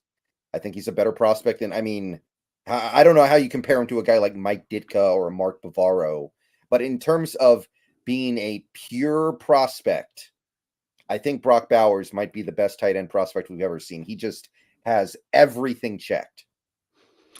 Boy, does he ever. And he is my number 3 prospect on my board for me. So that tells you where I stand on him as well. He had a game this year, I can't remember who it was, where he saved Georgia's season. Like, it was a game where nothing was working right, and they just had to feed it to him. And he carried the day for him, put on the Superman cape and went to flying. He's had a little bit of an injuries that he's been out for now for some of the year. He's trying to fight back with. That's not going to affect his draft status. Like Brendan just said, I believe he's the at the very least best tight end prospect that we've seen coming out in 10 years. The complete deal. He is a monster as a blocker. He catches like Gronk in the pass catching game. His hands are like they got stickum on it. Sensational player, beastie as hell. You want to be a mauling team that he gives it to y'all. He gives you everything you could want from the position. I love him as a player. He's even got a tight end name with Brock Bowers. Is there more of a tight end name that you've ever seen than that? Who's your number 2? I think it's gotta be Ja'Tavion Sanders of Texas, although his production has been on a milk carton ever since Ewers went down. Yeah. He's and actually I should say that Bowers actually got hurt, so he's been on a milk carton too. Yeah. Although in his case, I'm not worried about it or anything. No. But Sanders had something to prove this year, and in parts he's been a really good big play threat this year, which is something that he wasn't really in previous years. I think in previous years he would average like 10 yards a catch. This year, I think it's more like 18 or 19. So he's had some really big games. He's had some standout games. He's not a bad blocker either. He's a little bit of a dual threat tight end, although I think he's more of a threat as a receiver. Not necessarily somebody who's going to make a ton of things happen breaking tackles or anything like that down the field, I feel like. But I do like him enough to have him in that late round 1, early round 2 kind of range of things. And I think he's the only other like game-breaking tight end in this draft that I feel really good about. Yeah, we are of alignment here. I have a 2nd round grade on Ja'Tavion Sanders, and I think that he is a lot better of a tight end prospect that we've been looking at the last couple of years at times, because he does give you some exciting traits, but then some complete traits too. Like, he can run block, I think, pretty well. He can seal the edge as a blocker out there in the run game. He's got a big enough legit size body out there that he can roll, and he's pretty physical. Like you say, I think he's that H-back type of tight end. So I think if you drafted him, this is your Noah Fant replacement. Fant being more of your H-back. You can do both. You're not just asking the guy like you might in certain offenses to be a pure H or be a pure inline guy. The Seahawks ask their guys to be both. But this guy, you would lean in to have more snaps with him, probably in that sort of H-back kind of role as the tight end, as a first and foremost position. Really strong hands, plus speed, athletic Brendan. Can make some tough catches and hang on despite contact, because he's got that size to him too. He can absorb contact. Really like Sanders quite a bit. He's a good player, I think, in the 2nd round. Yeah. Let's see. We got a big time donation. Let me acknowledge this. Hoopo coming in with a $50 drop. My goodness, Hoopo. Thank you for that $50 donation, brother. That is very, very kind of you for doing that. He says, no comment, just appreciate listening to the conversation. I could talk and listen to prospect talk all day. Agree with some, not with others, but always respect y'all's opinions. Appreciate that you put in the work to get these viewpoints. Oh, thank you very, very much, Upo. And I'm glad to hear on top of the donation. Both me and Brendan are glad to hear you guys are liking these kind of shows because this is something we weren't sure if this would be necessarily something that would resonate. We knew there wouldn't be for everybody, but we knew for those that it would be for, would be really for. And it's something that we get a lot of requests for from our subscribers to do these kind of shows and way out ahead of the draft because we, of course, do super deep dives as we get to the draft. But we want to start to get ahead of this. And you might be on those ones where we disagree, Yupo. You might end up being the one right on them. We might end up landing on your territory because this will be an evolving process for both me and Brendan. And what makes sure we say that is, we're data guys. We're gonna have an opinion, but the more data that comes in, we're going to continue and expand off of that, and it's going to change our viewpoints on guys and positions and stuff on it. But I'm glad you like it, man, and thank you so very much for the $50 donation. You are really, really kind for that, and you've done a lot of donations and supports to both of our channels, Upo. No doubt about that too, as well. So, I want you to know I appreciate that, and man, we'll keep these going. I think the next one we'll be doing is probably as the college football season's wrapping up, and get our final dive on where they're at the end of the season, right, and go from there. But thank you, man. Very, very kind of you for doing that. Jeez. $50, thank you, Brendan. Will. Thank you. Never is enough, Brendan. I can never feels like enough on that with $50 drops. Taker 610, thank you for the $5 drop. He says, I just saw a funny post on Facebook saying collectively the NFC West scored 6 points in week 9. Ouch. Ha ha ha. How much of Jalen Carter have you guys watched? Decent amount. I mean, Philly's on TV a lot because they're a good team. But a pretty decent amount when he's in the game, you definitely notice. But I haven't isolated him specifically, no. Yeah, I haven't gone to the Eagles tape to see what he's doing, snap in and snap out. What I can say is he's been tremendously efficient with the snaps he's been given, and he's being asked to do more as a pass rusher than as a run stuffer. They're going early downs with Fletcher and Jordan Davis down there, and those guys hold it up there. Then he comes in as a pass rusher. So he is fitting to a certain role. He's being highly rotated out, and he does have an ankle injury, which is kind of notable because one of the things with Carter last year was, of course, he had ankle injury that held him back last season in college as well. So something to maybe track about where that lands with him as we go forward. But I think he was out this past game, if I'm not mistaken. He missed a game. I don't think it was the most recent game because No, he was definitely in the last game because I remember he jumped off sides on the Cowboys' final drive where they almost won the game. Oh, there we go. Okay. So he's played tremendous. If you look at PFF markers, Taker, he's top 3, top 4 rated defensive tackle in the sport right now. But that is with an asterisk a little bit because if you look at the other 3 guys around him or the other 5, 6 guys around him, he's the guy with the least amount of snap counts of those other guys at the top of that PFF board. So worth factoring in. And if we're taking about who's been the most productive player to me for what they gave you, to me, Witherspoon's been the more productive player because he plays 100% of the snaps.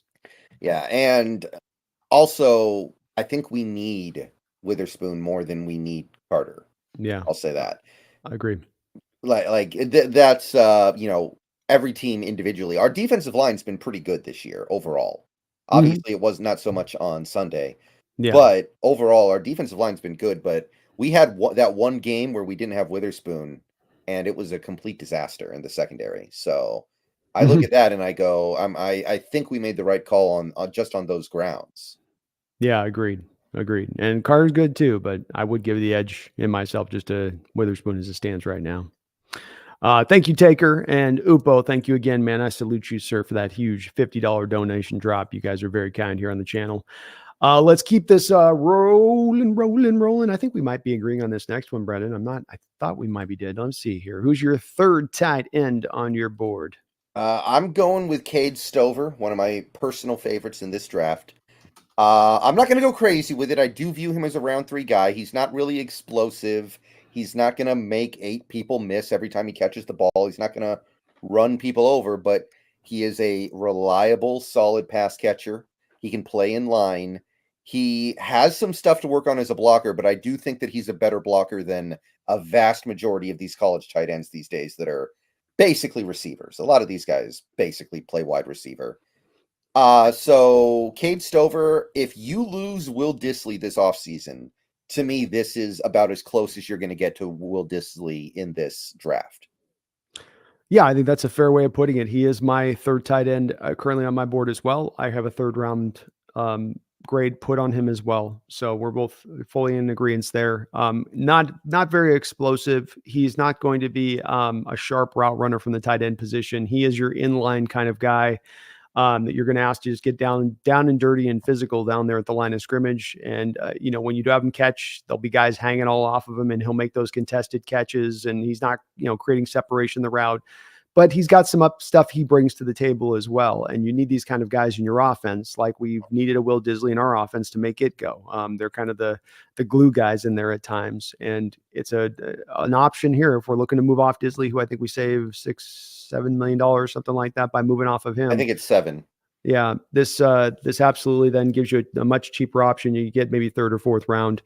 And as you said, Brendan, looking at some of these other guys that are deeper in the tight end group, a lot of the kind of, real thinly built, basically receiver types through what I've seen through some of the depths of this tight end group. I've looked at quite a bit of these guys and just very thin and very, just kind of almost quasi receivers, really.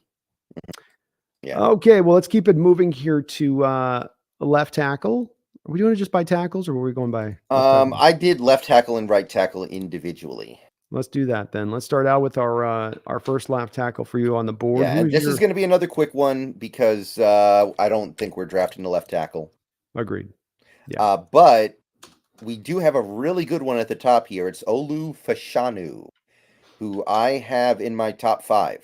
I think he is a pretty generational, not to put him over some of the other top guys recently, but I think he's on their level. Let's put it that way.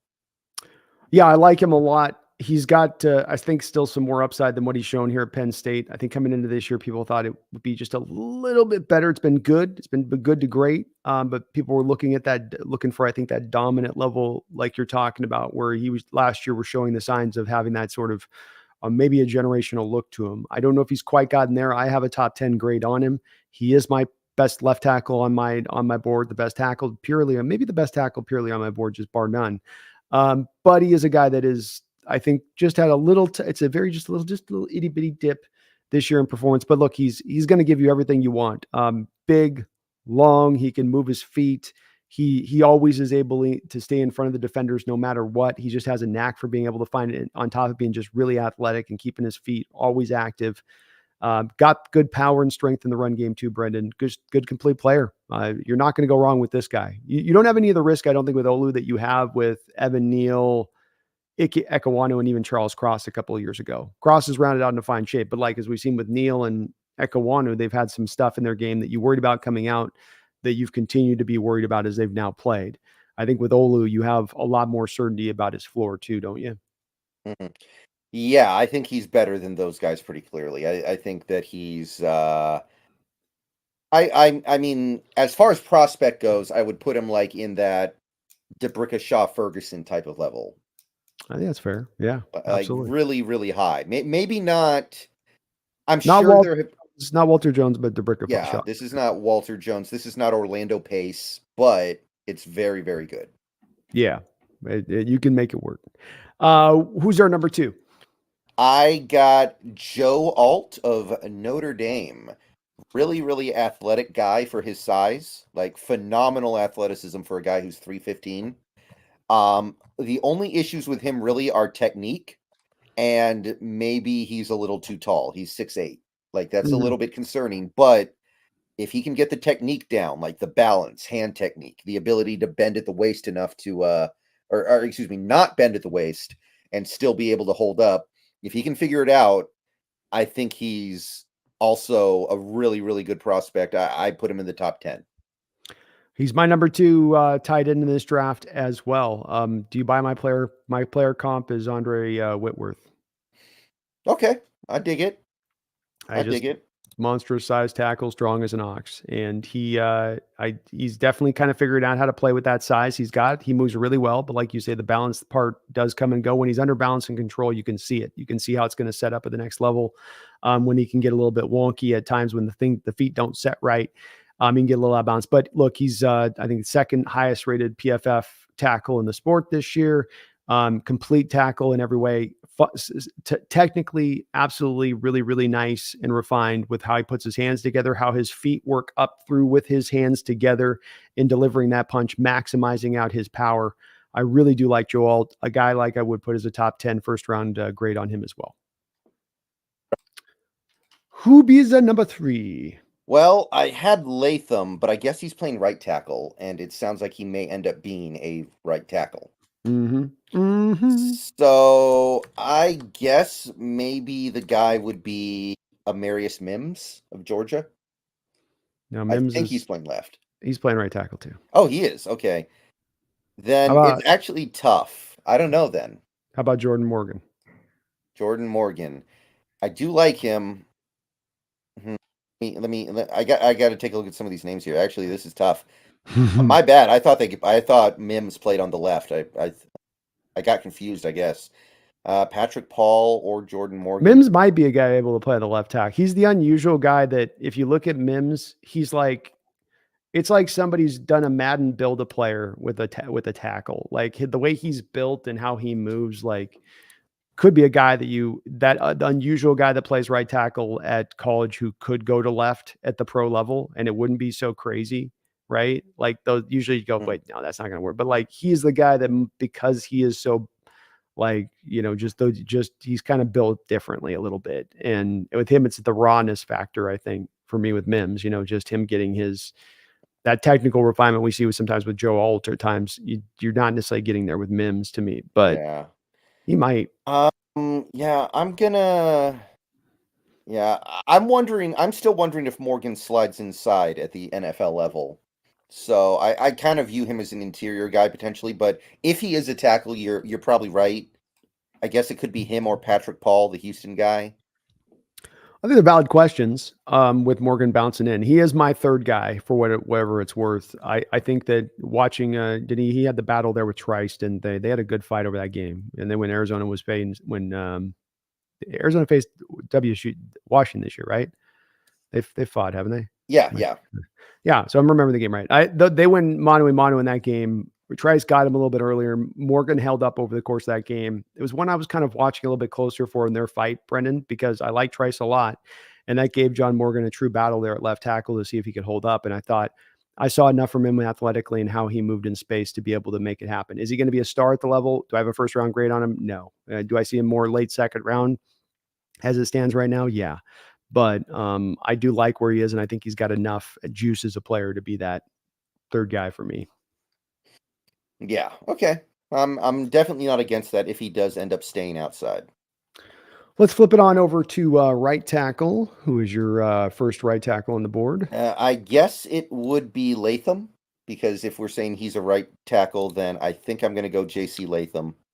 I view him as a first-round guy if a team decides they want to spend a first-round pick on a right tackle, which I think is starting to become in vogue. I think teams are starting to look at right tackle as being a really valuable position. So I feel like he does go in that first round. He's got that Alabama stock too. That's going to help. I have him as a first round guy.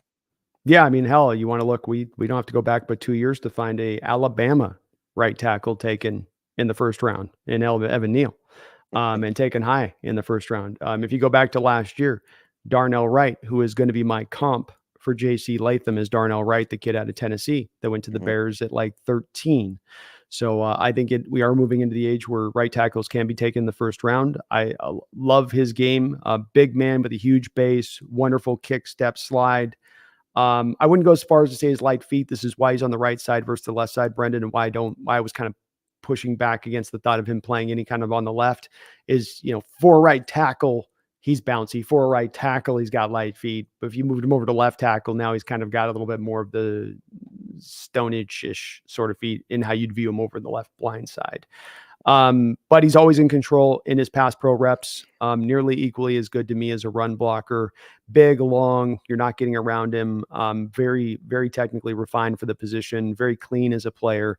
Guy that very much you just feel like you know what you're getting in this guy. Part of why I like the Darnell Wright comparison. But like Darnell, he's just almost as wide as a house. It's like just getting around him alone is almost a chore in itself. Yeah, I go with that. So And then I guess the second guy would have to be Mims, because I just mentioned him. I think he's another guy who's got more or less a first round grade on him. Mm-hmm. That would be my right tackle too. I think Mims is going to get in the first round, even if the tape doesn't always fit to it, because people will say we can fix the technical stuff. He's bringing so much physical potential to play. And it's not just the way he's built, but the way he can move, that you're going to see him taken in the first round. I do have Mims as my third guy, but it's not really as much a declaration about how I look down. He's a first round guy to me. It's much about for this other guy and how he jumped out to me on the tape and stood out. And that's going to be Talise Fuanga out of Oregon State.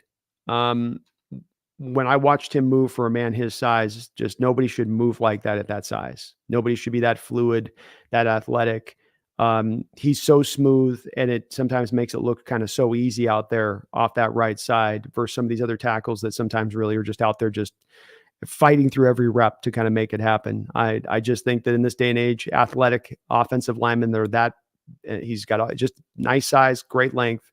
Those kind of guys go in the first round. They're just too hard to find. You can find the guys that are big or wide or like JC Latham, big, moves his feet well enough. This guy's a guy that is much like Mims a little bit to me, can maybe be a guy that you can flash over to the left side in a pinch with how well he moves over there on that right side. And he's got the power as well to go with it. I didn't see a lot of flaws in his game and watching him on the tape with what I saw with him out of Oregon State. I'm really, really high in Fuanga. Yeah, Fuaga's my number 3 now at this point, because initially I had him listed as a guard, but I think you kind of convinced me that he's going to be able to stay at right tackle. And if he is a right tackle, then I do have him as right tackle 3. I do have him in the second round still, but close to that first round. So I think we just flip those two guys, 2 and 3, and we're in alignment on that side. There we go. So we got the tackles knocked out. Honorable mention for me for Blake Fisher. Honorable mention for you, also Blake Fisher. Yes, he would be my next guy. He's a good player. We won't go too far into him because, again, we're not going to be looking at these tackles too much because the Hawks are not likely to take one. I think you still have Stone and Jake still able to come back for another year until they're free agents. If I'm not mistaken. Well, Perhan's going to be a restricted free agent, so you can bring him back super cheap. But Stone's definitely under at least one more year, I believe. Yes. He's only been through 3, so probably not likely. One position we are likely to look at, Brendan, when we're going to be maybe likely to look at a couple of guys, will be the guard position, and specifically at the forefront of that with Bradford's ascent this year over the right guard position. The left guard is looking like the one that might be in the target crosshairs for our Seattle Seahawks in this draft. Who is your number one guard in this draft? If your Seattle Seahawks could take the best guard in this draft to fit in right there between Cross and maybe Oluwatimi there for the future, who you grabbing? Well, I got a first round grade on 2 guys. Ooh. First guy, and these guys are both playing tackle right now, but I think they slide inside when they get to the NFL. Let's start with Graham Barton of Duke. Just a really rock solid guy, part of a great dominant rushing attack they've got over there. I think once he slides inside, you're going to see his weaknesses as a player really fade away. Because right now you do see a little bit of he can't quite keep up with the edge rushers. But you slide him inside, he'll have no problems with that. So I think he is kind of a prototypical left guard for the modern NFL in this offense. Agreed. He gives you a versatility that we're not going to get from the other guy we're going to talk here, even though I think the other guy we're talking about also is playing left tackle. I think Barton, you do get him in a pinch, and he could probably play just about everywhere on the offensive line. His best spot, I think, will be left guard. He can be a guy to maybe even give you Pro Bowl level of play there at guard when you kick him into that point. But in a pinch, if you find yourself to where you're decimated on a line and you got to move some parts around, he can be moved around over there and fit in, which does help his value out. I do have him as my number 2 guard in this draft. I do have him in the second round because I just don't think he provides kind of the dominance that I see on tape I'd like to see for a guy to take him in the first round. But can't deny his flexibility. Can't deny we haven't maybe gotten to see him at his best position in college because of the fact he's had to play left tackle. And that's where this becomes a little bit projection with him a bit. But I love his play, Brendan. A heady player, smart player, can move in space, athletic as hell. I mean, there's a lot of these guards that have kicked inside. We're playing one this week, Sam Cosmi, kid that was a great right tackle out of Texas who the Commanders kicked inside to guard.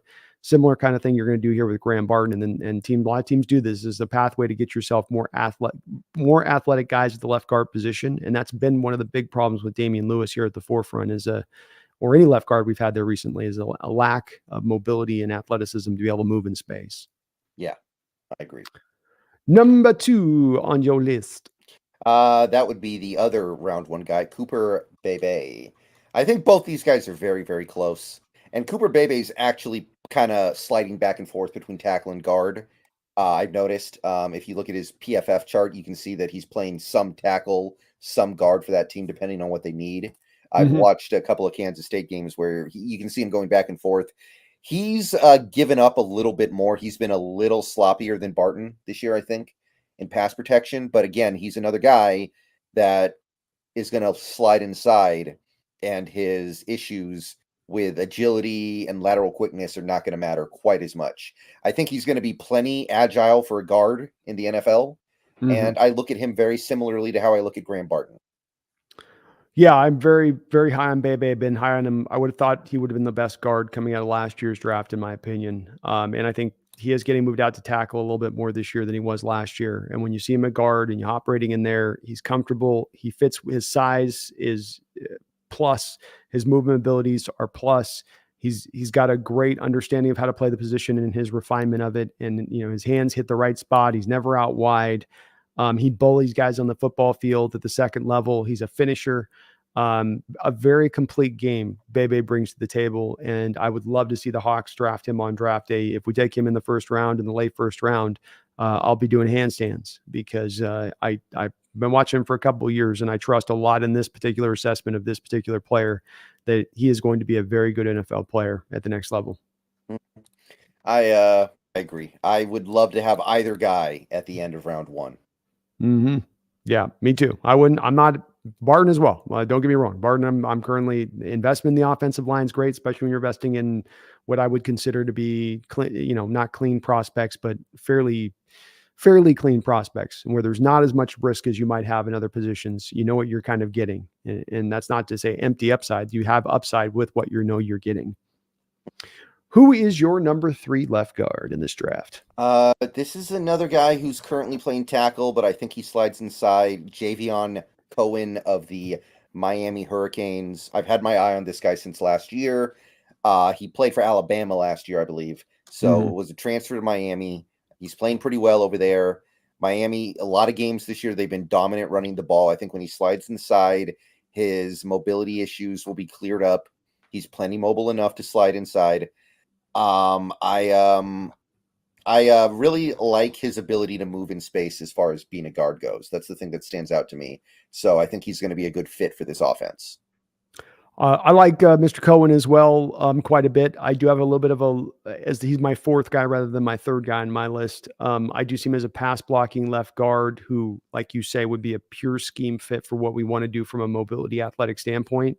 Pull back across the formation, get out into the second level, get out in the screen game and help to improve that. A guy like Cohen would be able to bring a lot to the table to help you in that area of things. He does, I think, struggle a little bit in the run game that has me that's where I dinged a little bit in taking him from being a 2nd round prospect to a 3rd round prospect is I wonder if there's going to be a little bit of a inconsistency there that you get there from him in the run game. But some of that might be mitigated if he can do some of the mobility run game stuff that's not about just driving a guy off the ball and more about hitting your reach block or getting to that second level block. And so that's not as maybe a big of a defining issue because I think you're right to look at him at the value you've placed on him being the mobility. And that's what in these linemen now we've got to put at the forefront a bit in who we're looking at.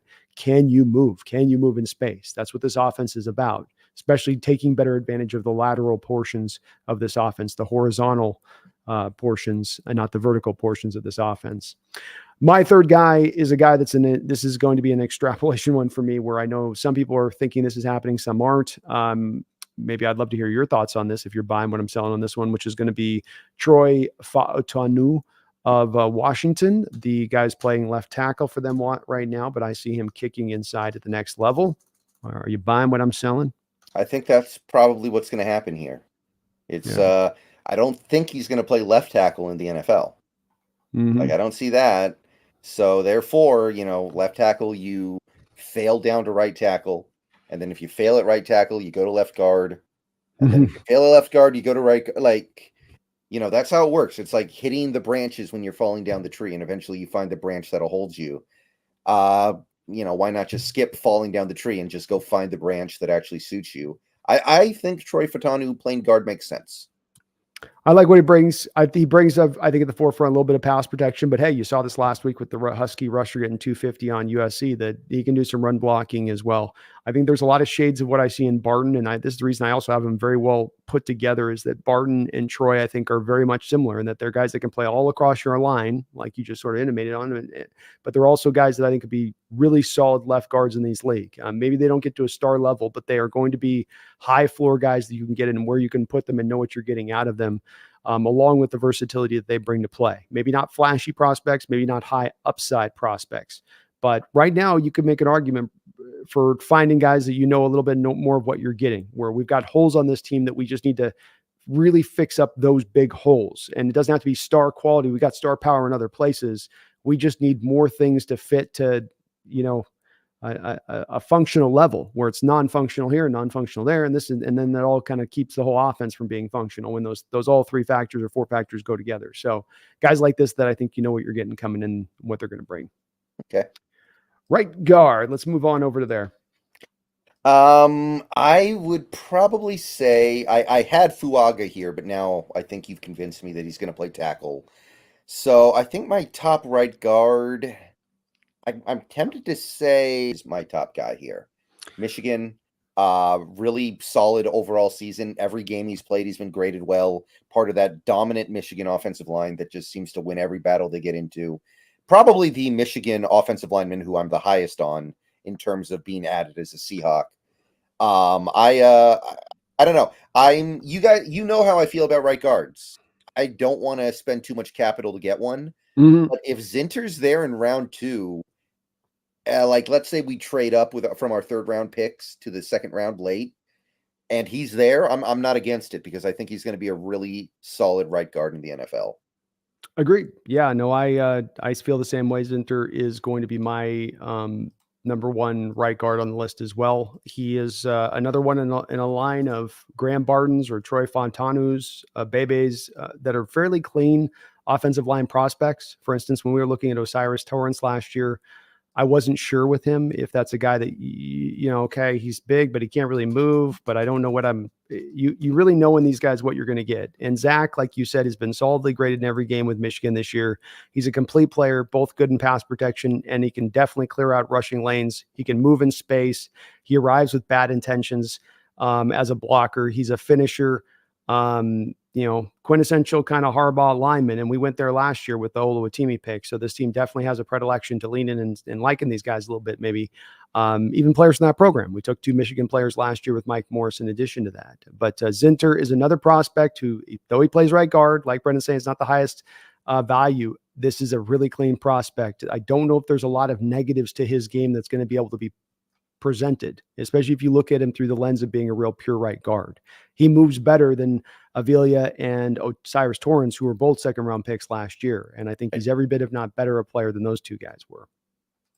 I agree. Who's your number 2?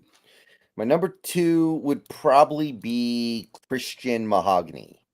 Does your house smell like mahogany?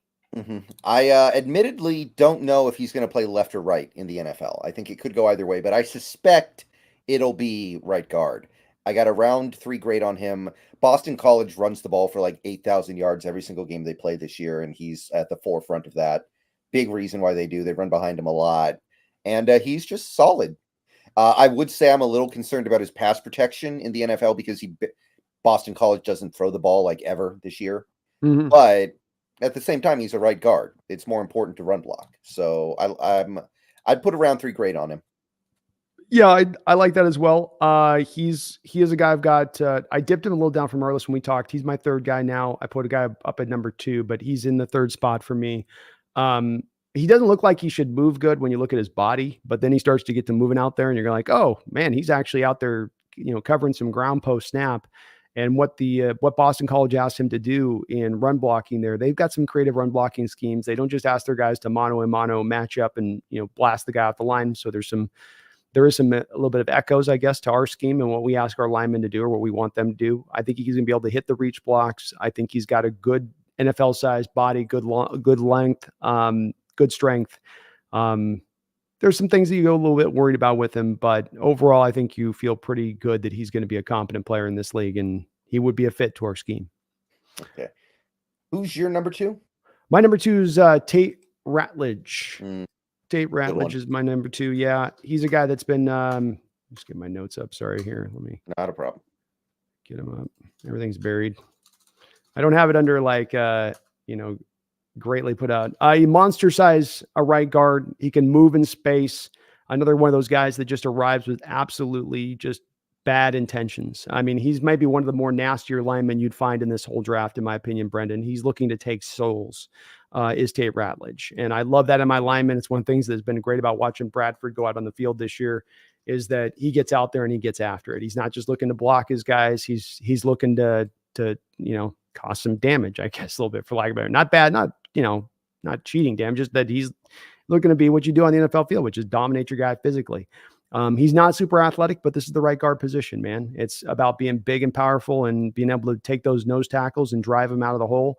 That's just what Tate Ratledge can do. Yeah. So that's a good one. That's another good one. That's the guy I've had my eye on over the last few weeks as well. Who did we get through your third? I think we got your third left. My third, I was pretty torn. It was either Ratledge, like you said, who I think would be better for the Seahawks. So I do lean that way. However, I do think if you're running the right offensive scheme, Donovan Jackson might be a better prospect. I think both those guys are on a pretty equal plane. For the Seahawks, I would say Ratledge would be my number 3 guy. But Donovan Jackson, I think, is graded similarly for me, even though I don't like him as much for the Seahawks because he's more of just a road grader.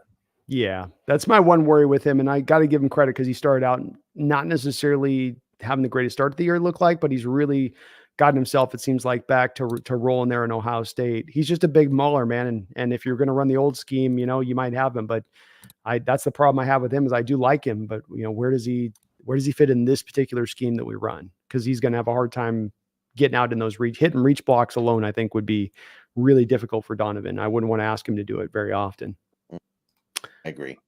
We got a couple donations here. Just want to stay on top of these so I'm not too far behind here on these, or a donation. Sorry. Snail, thank you for the $5 donation, Snail. This is hypothetical. Panthers get the first pick and do the smart thing and draft Williams. JC gives up a 2025 first or second for Young. How do you feel about it? Well, the Panthers don't have their first pick because they gave it to the Bears in the Bryce Young trade. For starters. Yeah.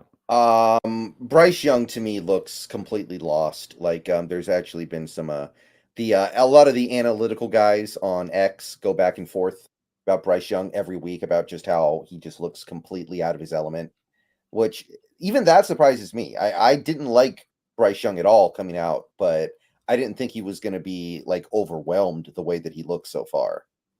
No, the whole thing with him is he's supposed to be able to process really well and be ahead of it with his, mental application for the position. So you wouldn't think that as well, though. Again, like you just said, neither you nor I were particularly high on Young. We got asked the question a million times about whether we want him on the Hawks, and neither you nor I at any point in time were like, yeah, let's do that.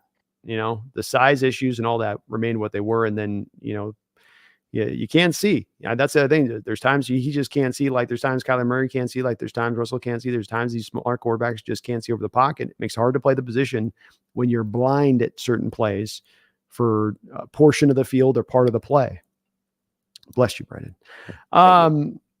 But let's just say it was the Bears, Brendan. Snail, let me hijack your question and turn it in a way that we can make it functional. Because like Brendan said, the Panthers don't have their first round pick this year.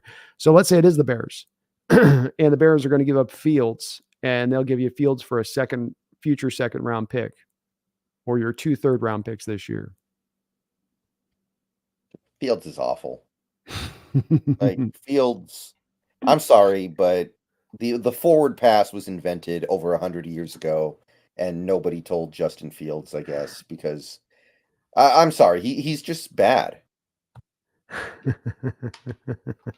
Yeah, no, I probably wouldn't do it either. So, Snails, no, I'd roll with how we're rolling. I'd rather try one of these second, third round quarterbacks we were talking about earlier on the show than going for a guy that's failed out like a Fields has. I wouldn't, or Young. I wouldn't. I just still don't want Young anyway. I just don't have a huge amount of value put on him as far as where I see him as a player, and it certainly hasn't improved now with him stumbling out of the blocks to start this out.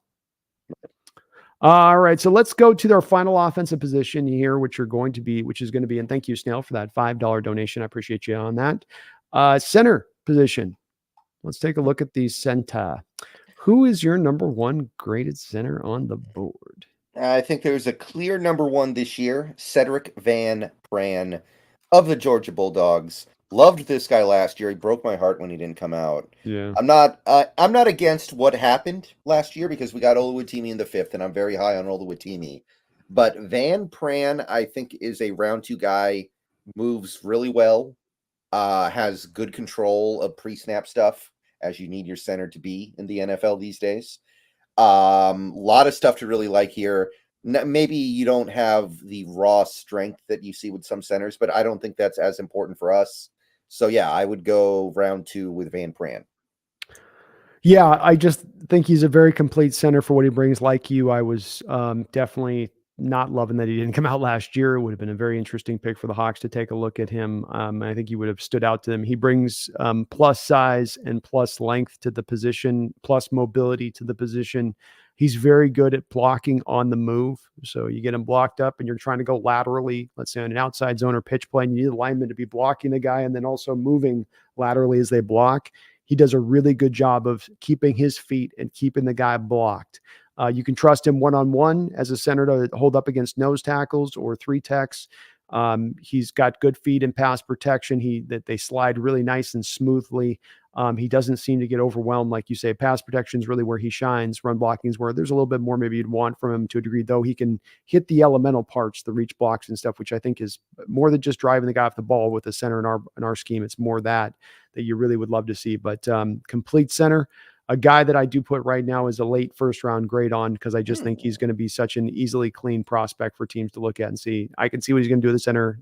He's in that Linderbaum. Who was the guy last year? Schmitz. To me, he's in that range of things where I'm not saying he's a high first round pick. It would be a later, like 28, 29, 30, 31, 32 ish, or maybe even the top of the second. But I do see him going there.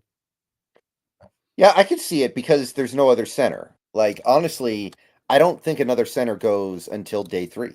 So if you want a top center, you might have to be like, okay, this is our chance to get Van Pran. We have to do it, even though it's round 1 and we might prefer not to, but we just have to. Yeah. Very well could have to. I mean, that's what's caused, I think, in like Linderbaum's case, you had the same thing playing out. I mean, that's to make your point on that. Even last year with Schmitz, right? Wasn't it kind of the same way with him? I mean, there were some people that liked other centers better than Schmitz, but the consensus by the time we got to the draft was like Schmitz, and then there's a fall off to the kind of the next guys. They're good, but they're like more a round or two later on, in difference. But yeah, that could definitely cause him to get taken a little bit higher because of the scarcity of the position in this draft. Who's your number 2 center? I go Zach Frazier, the Mountaineer guy. Got him in round 4. More of a road grader than Van Pran. More of a run blocker, which is what you would expect from a WVU center. But maybe he was a little kid watching Geno Smith play football for WVU. I don't know. Probably. So maybe he's always wanted to play with Geno Smith. But yeah, nothing too exciting here. I have a round 4 grade on him. I like him, but I don't know if he necessarily fits. And yeah, more of a run blocker to me. Yeah, he's the thing I have a hard time with him on is I have a 4th round grade on him. I think he will be able to be a center in this sport, but I think that he's got really heavy feet, and he's going to be at his best staying in a phone booth rather than having to get out and block in space. Not very much snappy about his movement. Something you also look at with our linemen is just everything's kind of a little bit labored and coming up and getting, it's like, I feel like you should have that beep, beep, beep thing as he's coming up out of his stance sometimes. But he's got a real wide body. He's got strong hands. When he lands on contact, he can really jolt guys. do like him overall as a prospect. Just I think he's not necessarily maybe a scheme fit to what we do. Though I'll agree with you where there's not just necessarily a lot of really good linemen as it stands here in this draft. My number 2 is going to be Jackson Powers Johnson, the hyphenation, the man with three last names. Jackson Powers to me is a guy that can maul and can move. Another guy like Van Pran that can block really well on the move, something I look for. I think he is smooth as absolute silk when it comes to his combination blocking. Centers have this timing thing, and Old Team did this really well last year as well, where you come off, you have to snap the ball, lay some initial contact, slide off of it very, very quickly, and get to your second level block and lay the second level block with force. You can't cheese out on the first block, because if you don't help your guy in the first block, that initial hole's not created. And you can't cheese out on the second part of the block to actually get the second level block laid, because if the linebacker dips you and is able to, shed the block away, it's going to be a tackle. And it's hard. You see what you see in linemen doing these kind of blocks, centers as well, is they'll do one assignment, but they won't do the other. And with Jackson Powers, the thing I really loved about him is that bam, bam, bam, bam. And it would just be very smooth from one to the next when you're asking him to go from one task to the next, which is what you ask centers to do in a stunt game. Pick this guy up. This guy's sliding to you. Your reactions are so very important. Not the most powerful, but absolutely, in my opinion, really, really athletic for the position and tenacious. So what he makes up for in power, he brings with tenaciousness. And I do like him as a second round guy. The only second round grade I got in the center right now, and then it goes to fourth round for me. I'm with you on the talent of the center position definitely drops off in this one, right. But I just liked him as a fit. Yeah, I'm going to have to look into Powers Johnson a little bit more. That's pretty intriguing. He hasn't really been on my radar. Obviously, I know who he is because I watch Oregon a lot, but okay, I'm going to have to look at him in a different, through a different lens, as they say. Well, I know how it is with you Huskies watching Oregon players. It's your eyes are bleeding. You know what I mean? You keep trying to look away from the screen like a reflective action, almost like you're throwing up, but you're looking away. When we played them last month, those were some ugly jerseys. They looked they had duck poo on them. Yeah. What are you doing? Those were some bad jerseys. Like you got the whole wide world of jerseys to pick from if you're playing for Oregon, and that's what you pick for the rivalry game. It's literally was duck poo, dude. Like that's the look they're going. Like we're going to be the whole duck, end part will be the poo too part. Like that. Yeah, it was an awful looking jersey. I don't know why who told them that was good, but that was a failure. And that's why they lost, really. If you think about it, that was the reason. Very true. Who's your third guy?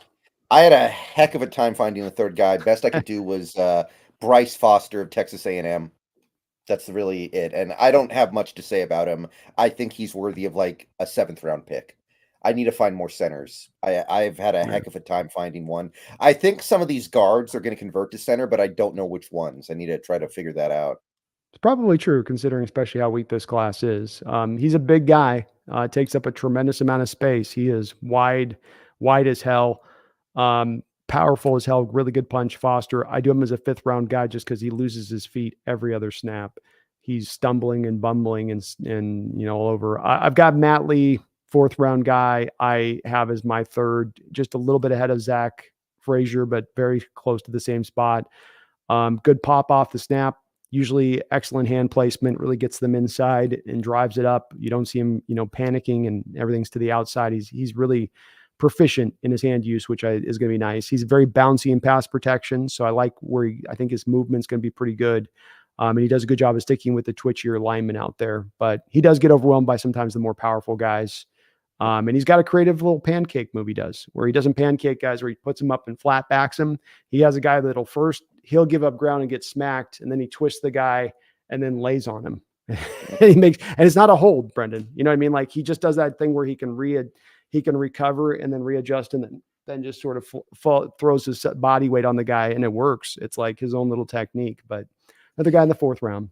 Yeah. All right. Let's turn this over here to the defense. And again, on the defense, we're going to have some positions we spend a little bit more time on, like let's say defensive tackle versus let's say ones we're not, which is going to be cornerback and safety, because we're not really anticipating that we're going to cover a lot on that.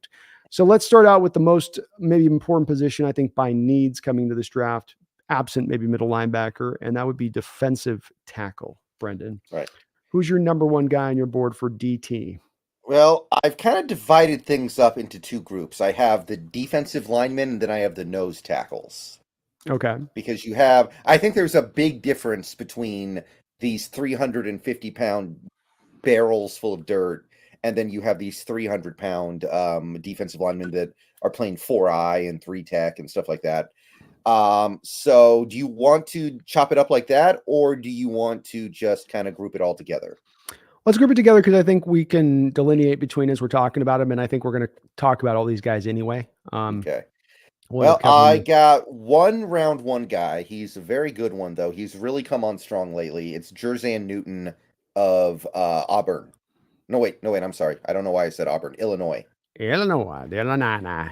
So he is really about the only thing they've got going on that Illinois defense right now. They have gone from the best defense in college football last year with Witherspoon and Adam, and God, who were the safeties they had? Sidney Brown and Martin, Q Martin, Devin yeah, Martin. Witherspoon.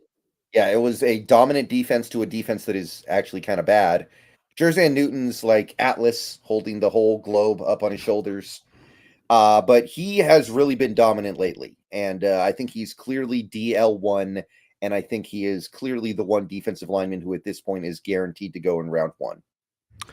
Yeah, I agree with you. Some shades of an old Seahawks Sam Adams to his game to me. Kind of a guy's got a big old belly coming up out of his jersey, but yet he's got some odd first step quickness and quickness in general for a man his size.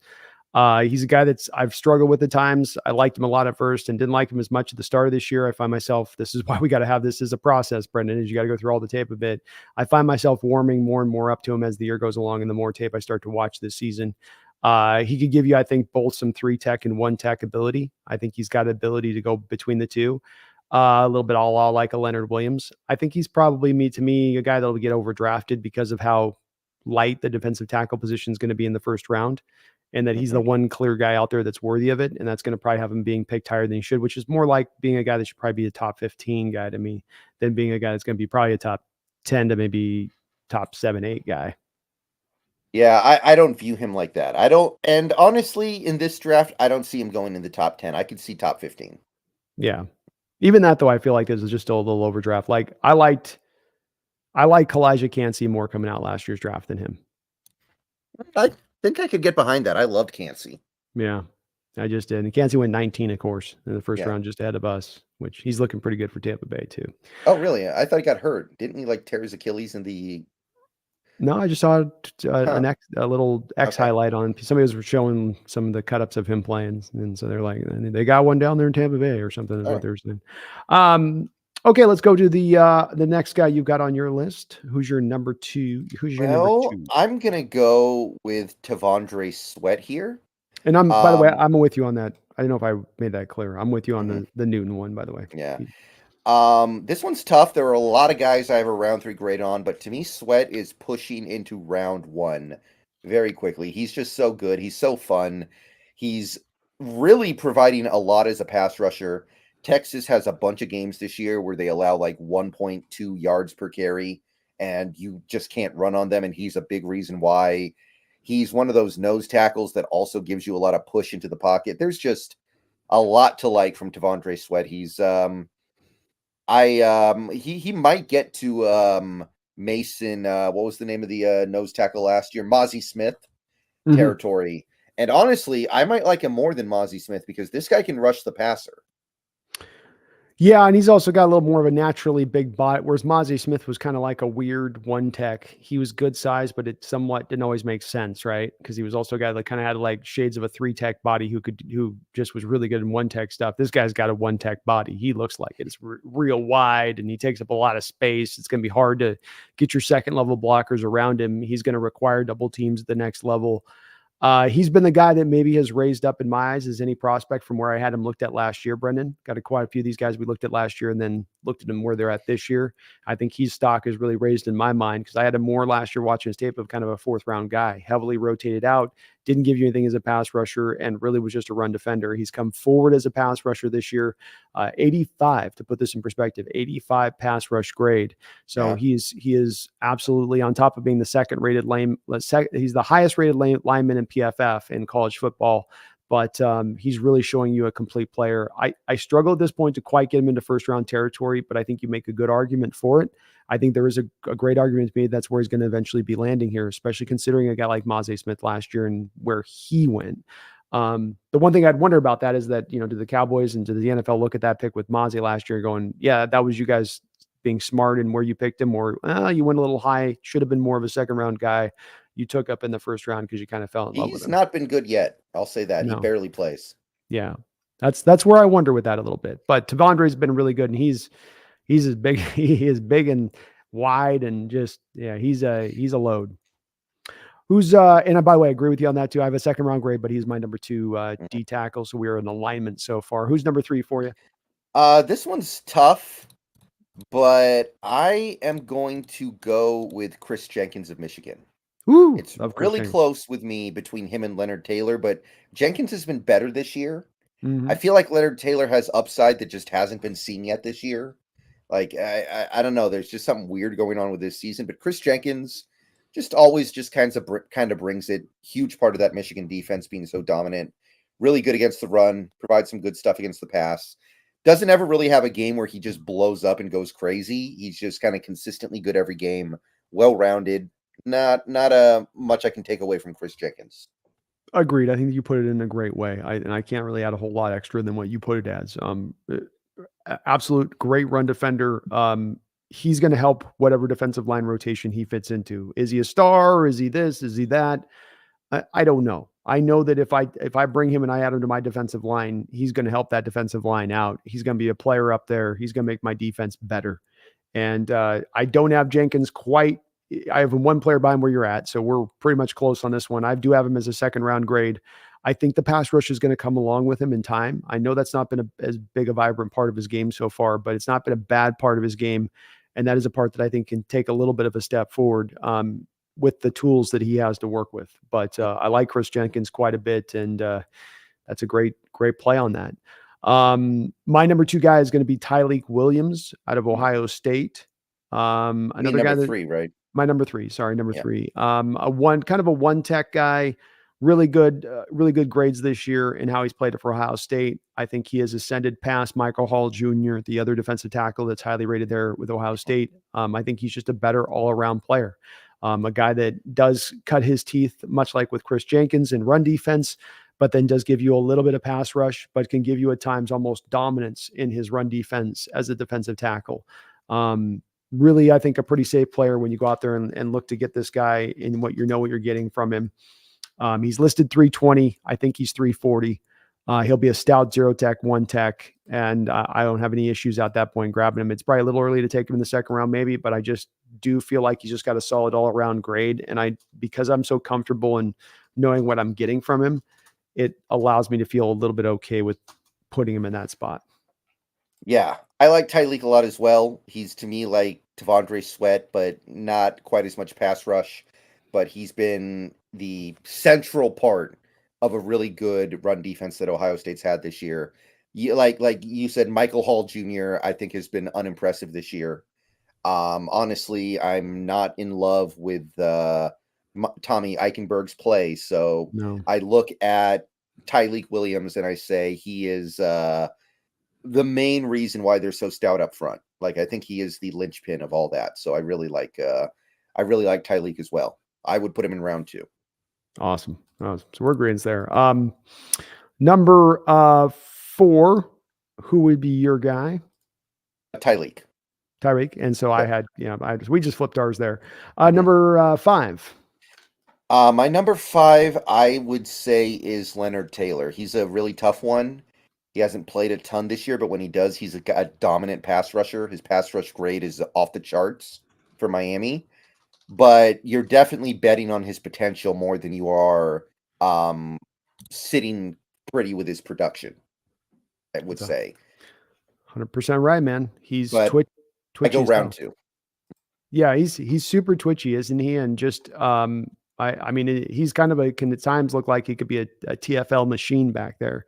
he doesn't quite get to that point like you talked about in his consistency, but he always feels like he's winning on the first step of his get off and putting that lineman in a bind of having to be in kind of a recovery mode, which it makes you want to see more meat on the bone from his production this past year than what you've gotten out of him. Like you said, it's just been a bit of a weird year there for him down there in Miami. I still do put a second round grade on him, Brendan. He's just at the back of my stack.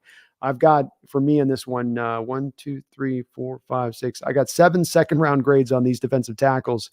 He's the final guy for me in that second round that I have that second round grade on. I'm trusting that you're going to be able to tap into that upside, but it hasn't quite been there as consistently as you'd like. That's why he's dipped down for me, but I still like him a lot as a player. Yeah. My guy is going to be Deontay Corleone out of Cincinnati. I like him. I like him a lot, man. You remember those players, Brendan, that like I can explain about how big he is, how he shouldn't move like he does for his size. I can break down the parameters of this guy, but aren't there just sometimes those players that you look at on tape and you go, there's just something about the way this guy's moving and going about his business that looks a little bit different. And do you get that kind of thing about certain guys too as well? Or am I a little Oh, bit oh, absolutely. Like sometimes they look like they got to belong to a different species because of yeah. how they move compared to how big they are. That's like I do this more in the NBA, but somebody like Shaq, he Mhm. should not be able to move the way that he moved when he was younger for a guy who's 350 pounds, 7'1", but he did. Absolutely.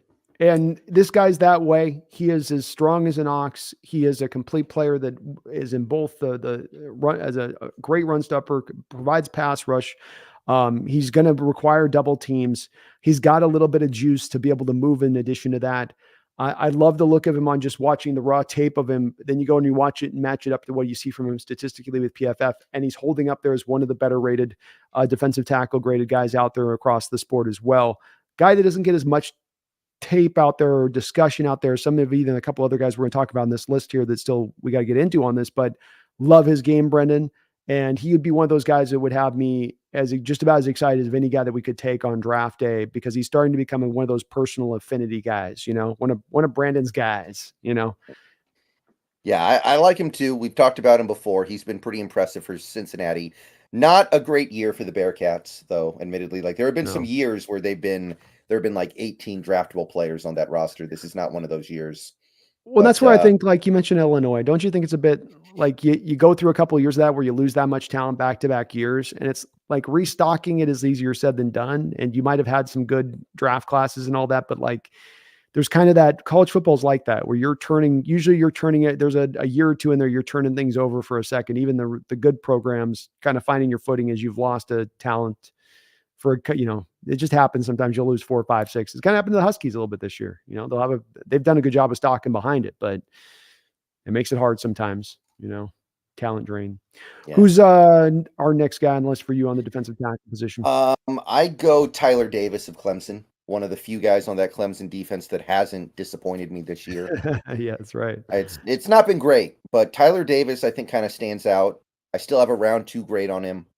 I just like what he's doing just in general on the interior there, providing a good amount of pass rush as a interior defensive lineman, holding stout, and allowing those linebackers to play really well behind him. Although we'll talk about those guys in a second. They're not exactly doing great themselves, but No.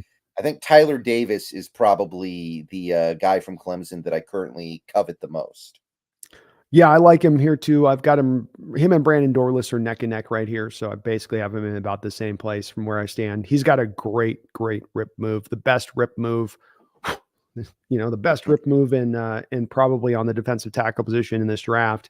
I love his flexibility. I think he's a guy that can play 1 or 3 tech. They moved him all over the place on that line. I know he's only 300 pounds, but he does a good job at 6'2" of using leverage to really gain an advantage time and time again. Then he can go that rip move. So he gets the leverage and then he goes to the rip move often. And he's able to really get freed with that. Like you say, I think he's one of the few defensive players on this Clemson defense that, let's just face it, hasn't been underperforming in the last couple of years, right? Because this has been kind of a commonality thing we've seen in recent times of like, what's going on over there? You guys got all this talent that's not performing at times. If his initial move is stymied, he doesn't have a big counter that he can go to, but he has got a lot of talent. He's got some refinement to him. I love his flexibility. I see him as a second round guy. Another one of those guys highly graded by PFF this year. He's done his job. do like his game quite a bit. He brings a lot to the table, man, for the player that he is. I think you can move him all around the line. Yeah. So I'm going to go ahead and count down Tyler there. Who's your next guy there below that? I'm gonna go with, this is actually a guy I just bumped up because I thought he played really well last week. Dorless of Oregon. He had like 6 pressures in that game. Who were they playing? Cal. Not a great team or anything, but he had a bunch of pressures in the Washington game. Like, he's just, every game it seems like he's harassing the opposing quarterback. So he's growing on me, and it took a while. I had him below a couple guys until this most recent week, but he's coming on strong. Yeah, he didn't have a great 2022 tape either, by the way. His 22 tape made you feel like you had a bit of a tweener on your hands. He has come forward this year, and I think they were trying to use him a little bit too much last year on the outside. Kick him inside, let him operate as a 3 tech. That's what he is. And he can work well with that role. He can be a penetrator and a disruptor back in your backfield. So I like what Brandon brings. He's got good size, 6'3". He's not the heaviest of guys, so he's got to beat you with quickness to the spot. But he is a really talented player with his use of hands and his ability to get off blocks using those hands and being kind of violent with them a little bit at times. I do like him in the second round as well. I've got all these guys we're talking about in that second round territory as it stands. This will be the last guy for me, since we already got to Leonard Taylor and Tyler Davis for me. But that's my grouping of the guys we talked about so far. They're all in my second round. Right. Who's your next? And do you have Dorless as a second round guy? Right now, yes, I do. All right. Where's your next one you go to? I think my next guy would be these next 3 guys for me actually are kind of guys that have disappeared this year, but they're still kind of coasting off of their draft stock from before the season started a little bit. So I got Michael Hall Jr. of Ohio State. He's really been, I barely noticed him this year. I just haven't really noticed much. I don't think he's playing terrible. He's just not doing that much. I'm definitely down on him. I definitely have him in like that round 3, starting to get to like round 4 area. But I still put him around here. Yeah, I mean, he's got a good makeup, and he's going to have some decent production through his career coming out. But I do put him into more of a third round range, and I do think that's where you land him at, probably late third round at this point. I do have a guy, Dwayne Carter, just a little ahead of him. He reminds me a bit of Jaron Reed. Not quite as much power of Jaron, but the ability to kind of move around and create pressures and be a guy like a 1-3 tech and create pressures from either position. I like what he brings to it. Very smart and aware player. But Carter, I've got just a little bit ahead, but both in my 2 third-round grades. Yeah. Who's your other guy? Your last guy? My last guy is going to be this. This is another guy who I just haven't noticed that much this year. Mekhi Wingo, the LSU guy. Him and Mason Smith. Just not a lot going on with either guy this year. And Aurora. Can we add him to the list too? He's my honorable mention here. Yeah. Honestly, I would probably put like guys like Nazir Stackhouse and your guy Corleone over guys like Mason Smith and Rook Orahoro now. Yeah. Yeah. Wingo's had a disappointing year, hasn't he? Yeah, I don't think I've noticed him once this year. He's just there. Yeah, it's been weird. Him, Mason Smith's another guy we thought kicked inside, and we're gonna get to see. He was got a lot of people thought would be a top 10 pick, and he's got to be dipping down into probably like 4th round territory now at this point, if not deeper. Right. Which is just strange because a lot of people were so hyped up on him. Well, that's our defensive tackle group, Brennan. It's a nice group for what we could potentially be picking. I think we're going to get a good potential guy here that you can go through. There's not a lot of secondhand elements on this, isn't it? It's a definite position of strength in this draft. Quarterback, defensive line, I would say would be your 2 best positions. So the Hawks can definitely look to maybe address in there if they want to find some guys. We're going to go to another one of the positions here that's going to be a bit of a quick one, and that's going to be defensive edge. So this can be a little bit of a lightning round to a degree because the fact that Hawks have taken, much like the running back position, 2 second-round picks on the edges in back-to-back classes. You have Darrell Taylor still under club control for another year after this year, and you have Uchenna Nwosu still under contract. So it's not likely that the team is going to go out there and draft an edge. Let's go through the top 3 guys on our list right now as they emerge, just to let the audience know so they can keep an eye on guys. Who's your number 1 edge as it stands right now? I change every week. This one's tough. I got 3 guys kind of clustered together here. Yeah. Right now, this week, I go Dallas Turner is my top edge. Okay. I mean, great player. I think he might go top 10, and if he does, I think that's fair. Uh, another one of the guys really holding up that Alabama team that is having some real problems this year offensively. Him and Malachi Moore, their safety. I really like both those guys. Yeah, But they're I haven't paid super close attention to the edge guys, so I go with Dallas Turner. Yeah, Turner's definitely got kind of a similar body being Alabama of Will Anderson. They both very Yeah. thinly cut edges. They're not an ounce of fat on either of those guys, and fairly good player as far as really more of a pass rusher to me than a run defender. I got Latu, Latu just ahead of him. I don't have either as being top 10 guys. It wouldn't surprise me, like you say, if somebody ends up taking him there because they see the being an upside selection. But as top 20 guys, top 25 guys, I see them more in that realm. What I like about Latu is that he's just been so consistent in creating pressures. It's like every game, it's like 7, 8, 9 pressures a game off the edge. He's also the highest graded edge in all of college football to go into addition of that. I think that is noteworthy, and this is 2 straight years of him putting this kind of production up. I don't know if he's going to go. He's a guy that I think there's going to be some varied opinion out there about where he should go, but I just think you can't deny that production from him. It's too good. Yeah. I got Latu as my number 2 right now for everything you just said. He's his pressure rate is off the charts. Like it's high, much higher than any other edge this year, I think. I don't know if it still is, but I think so. Yeah. I haven't seen it drop to any point. Every time I check in on him, it's like so he has an understanding for how to get to the quarterback and his pass rush moves and his ability to use his hands. And he's got every move in the book, Brennan. He takes the whole, he's got all the tools in there every time he goes out on the field, and he can go to which tool do I need? What, the wrench, the 6'5" wrench with the 3 inch. Okay. And I got to put the socket, which socket? 2/3 of an inch. Okay. And then he's free. He's a problem. He's going to be a problem.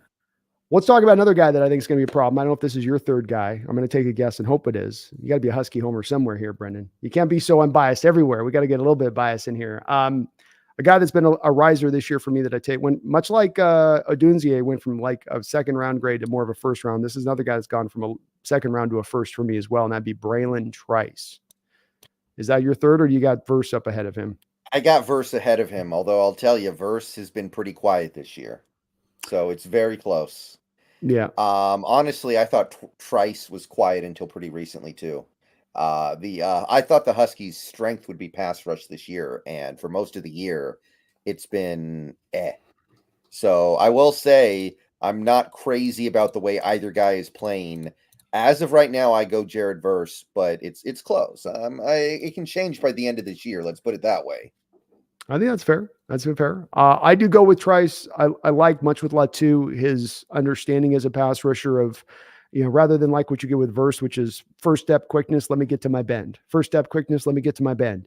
And you see him doing that snap after snap after snap, where if he can't beat you to the edge, he's got not a lot else he can do or attack you with. Good effort, but there's nothing there technically he's bringing really to the table. Whereas with Bryce, like Latu, these are guys who understand how to rush the passer. They understand how to chain pass rush moves together, or how to call upon a counter if they're initially stymied. There's not a lot of that with Verse. He gets stymied and he's stopped. But I do like Verse. I do have all 4 of these guys with first round grades, albeit with Trice and Verse, I would put him as more late first round grades at this point. It's funny with Verse too. I think he might have actually gone higher last year if he had come out of the draft versus where he's going to go this year, I think, because his stock was really high last season. You might be right. Well, let's push it then here forward. Do you have any other first round edges, or is that your? Maybe the Penn State guy, Robinson. What's his name? Demion Robinson, but I don't have him in the top like that. No. Okay. Well, let's keep it moving because again, I don't think these guys will be on our radar very much anyway. Let's go to a position that let's save middle linebacker because that's one we're going to go into deep. Let's go to a couple of these other positions that might be a bit quicker with. Let's go to cornerback. Another one. Let's part of a lightning round. Hawks are stock locked and barrel at cornerback. We're going to have Woolen and Witherspoon and Trey Brown back and Kobe Bryant back. So if we're going to get guys, probably not going to be taking a guy high. Who is your number 1 corner, and where do you got him going in the draft? I got Kool-Aid as a top 10 guy right now. I think Kool-Aid goes in the top 10. it seems like teams taking cornerbacks in the top 10 has become a pretty common thing recently. You had two a couple years ago, and then you had, of course, Witherspoon this most recent year. I think Kool-Aid is going to be this year's version of it. Yeah. And another one, the Alabama corners have had some pretty good track record in recent years coming to the NFL. Surtain, for instance, Trayvon Diggs. So there's also a bit of that. Hey, maybe they've got a little bit of knowing how to train these guys up to get them NFL ready. And he is a guy that does it all. Good tackler, good in coverage. You can ask him to do man and zone. I think he's fluent in being able to handle both. Really twitchy guy, stop and start, everything you want from the position. And I agree with you. I believe that he's going to end up being a top 10 pick pretty cleanly right now. I think the number one corner in this draft. And if you're going to be named Kool-Aid, you're going to be a football player named Kool-Aid. You better be a good one. You can't be a 5th round pick named Kool-Aid. Yeah, can we get him on the Jets somehow so they can have sauce and Kool-Aid? That'd be fun. That'd be hilarious. Mm-hmm. The nicknames, man. The nicknames. Number 2 corner for you. I guess it's going to be Wiggins of Clemson.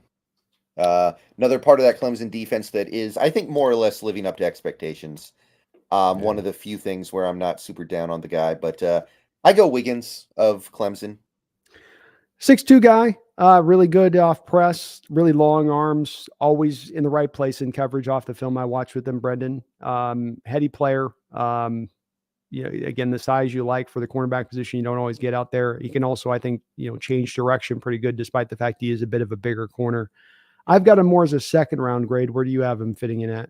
I have him at like the back of round 1 or the top of round 2, somewhere around there right now.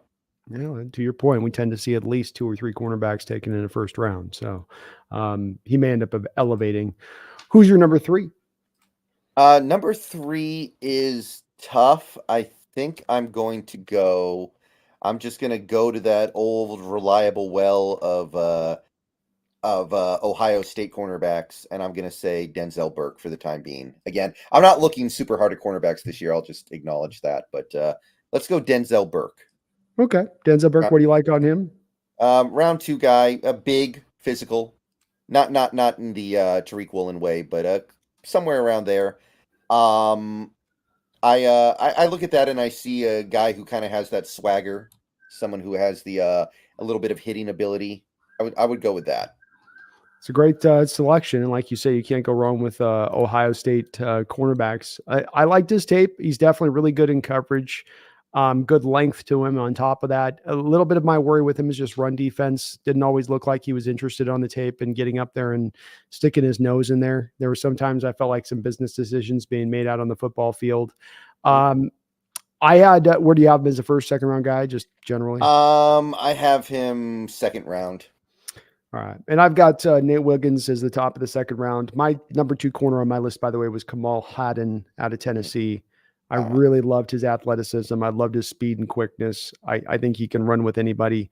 I think he had a little bit of some dog in him in some of the tape I watched with some of the mentality he brought on the field. I felt like I've got him as a late 1st round grade. Kool-Aid's my top 10 guy, but I do have a late 1st round on Kamal. I do really like a lot of what he's bringing to play. And me and Brendan both have a little bit of a dip with a guy you guys might be wondering, what about King? What about King? We both have kind of dipped him down just a little bit. Yeah, I looked into that a little bit because, again, I'm not paying close attention to corners this year at all. He was somebody who was supposed to be up there with Kool-Aid, and it's not happening this year. Let's put it that way. Not happening. All right, let's go to 2 other positions before we get to the real meat of the ones we want to kind of talk about in this one, which would be middle linebacker. But let's go to free safety, a position where I don't think we're likely to take somebody, but at the same point in time, we could certainly get out from under Quandre Diggs' contract this offseason.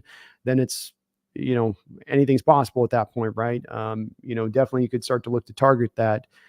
Are we doing, we're going free and strong? Or are we just going to go safety on this one? Let's go ahead and do free and strong. I think we can pull that off. All right. Give me your number 1 free safety. Had a pretty good game this last week, so let's go with Cameron Kinchins of the Miami Hurricanes. I think he is probably a 1st round guy. I had him near the back end of the 1st round in my most recent big board. I do think that he is a great ball hawk back there. I think that I think that he's going to be a guy who gets a lot of interceptions in the NFL, and I'm continually impressed with his ability to take away the deep zones when he takes the field. Yeah, his coverage area might be second to none in this draft. You talk about an Earl Thomas-like ability to cover the center field and to, be a guy that basically in single high situations can operate like a cover two.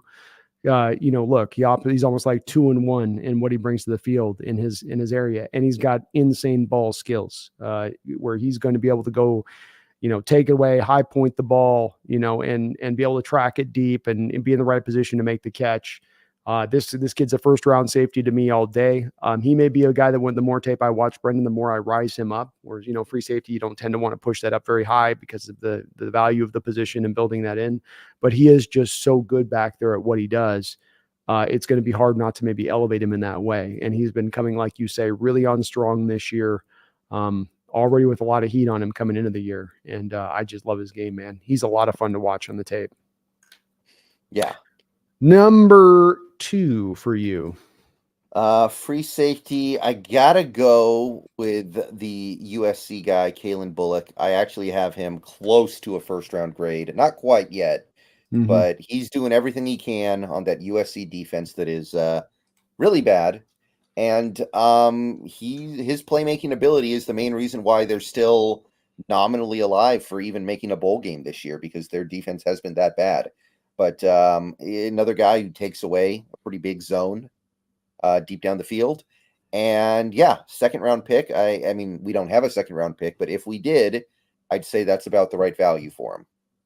I put him as a second round grade as well. I like that he's got the great size to him that you don't necessarily get with Kitchens, 6'3", and very long. I'm almost guarantee you, Brendan, he's going to have probably 33.5-inch long arms. Doesn't he look like he's got those go-go gadgets out there? Does Bullock? And the speed's there with him legitimately and how he can cover space. He also has the ball. He has some very similar ball skills to Kitchens, not quite as good, but also some really good ball skills back there. The place that I ding him and why he's not maybe a first round talent or late first round talent is that the run defense and his willingness and want to play the run are not great. He's not the best of run defenders on that category thing. So place for him to improve, but he is still a really good defender. Second round grades, right, man? I like it. Give me your number 3. This one's tough. There are a couple of guys. I do like Andrew Makuba's potential, but he hasn't really been all that great this year. Cole Bishop has been really good for a great Utah defense. But I'm going to go with Malaki Moore of Alabama. He's been one of the things really propping up that lackluster Alabama team this year. Really like his playmaking, really like the stuff that he does making plays in the backfield on top of his ball hawking skills. Well-rounded all-around safety. Would be a great fit for a Fangio scheme, I think. Great point. Yeah, you can play the split safety looks and be able to do and accommodate all the deals. As much as you and I like Bullock and Kitchens, I think you would agree with me in saying that this is a kid that has more, maybe the most complete game of these 3 guys. Is that a way? I mean, he's going to go much deeper in the draft, but that he's got a little bit of that. Everything's well-rounded. There is no real glaring, not that there's a glaring part of any of these guys' games, but like I said, Bullock, run defense. I might have a few of those same questions with Kitchens, just a little bit. I don't have any real questions with Malachi Moore and what he's bringing. Yeah, I could get behind that. I like him a lot too. These are my 1, 2, 3 as well. Kitchens, Bullock, Moore are my 1, 2, 3 on this one. I haven't done the deep dive like you were talking about on this because it's just not a position I think we're going to end up addressing when it all is said and done. I think that Diggs probably ends up remaining here absent. He just doesn't provide anything this year to them, and then they'll maybe make a move here. But if it was more that they landed on, I wouldn't hate it. He'd be a complete player, and I think he can start from day one on the football field. Your number 1 strong safety. My number 1 strong safety, it's gotta be, it's Mr. Nubbin in Minnesota. Nubbin. Love He's him. got them nubbins. Yeah. Love him. God, is he a fun player to watch. Absolutely exciting, Brendan. Yeah. Another great Fangio safety, probably. Could be definitely a Fangio safety. Can do it all. No doubt about that. Another guy like Kitchens, where Kitchens I have in the first round range. Do you have him right now second like I do, or do you have him elevated? I have him actually at the back end of the first right now. Okay. And I might very well end up rising to that part of it because you watch the tape end of it and you just fall in love with the way the guy plays football. He's everywhere, all around the ball. He's great in coverage. He seems to be assignment correct. You don't see him out of position. You don't see him flailing. He's under control as a player. He can hit. He can lay the wood. He can take away the ball. And he's doing this from the strong safety position mainly. But like you said, he's got some fluidity in how you can utilize him.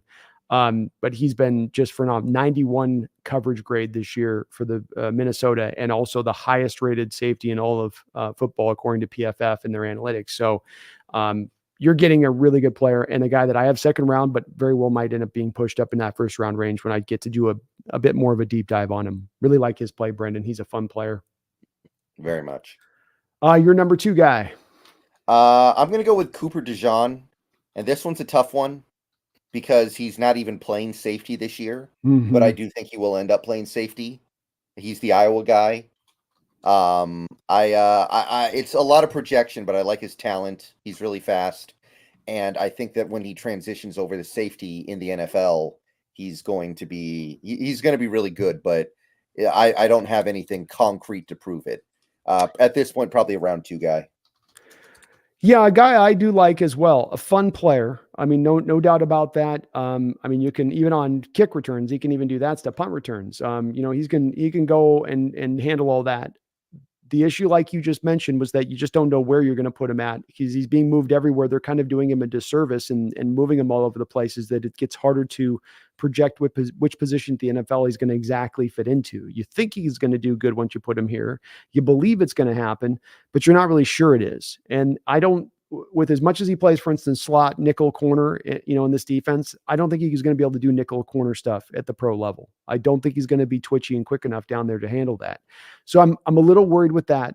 5 picks last year. He's got ball skills for days. Can't undersell that part of it. I do have him as my 3rd strong safety. So even though I don't have him as number 2 here, I do have him as my number 3. I do have him as a 3rd round value because of the fact that you do have to do so much of that projection versus knowing what you're getting. And that's not his fault necessarily. He's just doing what Iowa's asking him to do. But boy, he's just a man without position a little bit is what I worry about here with him at the pro level.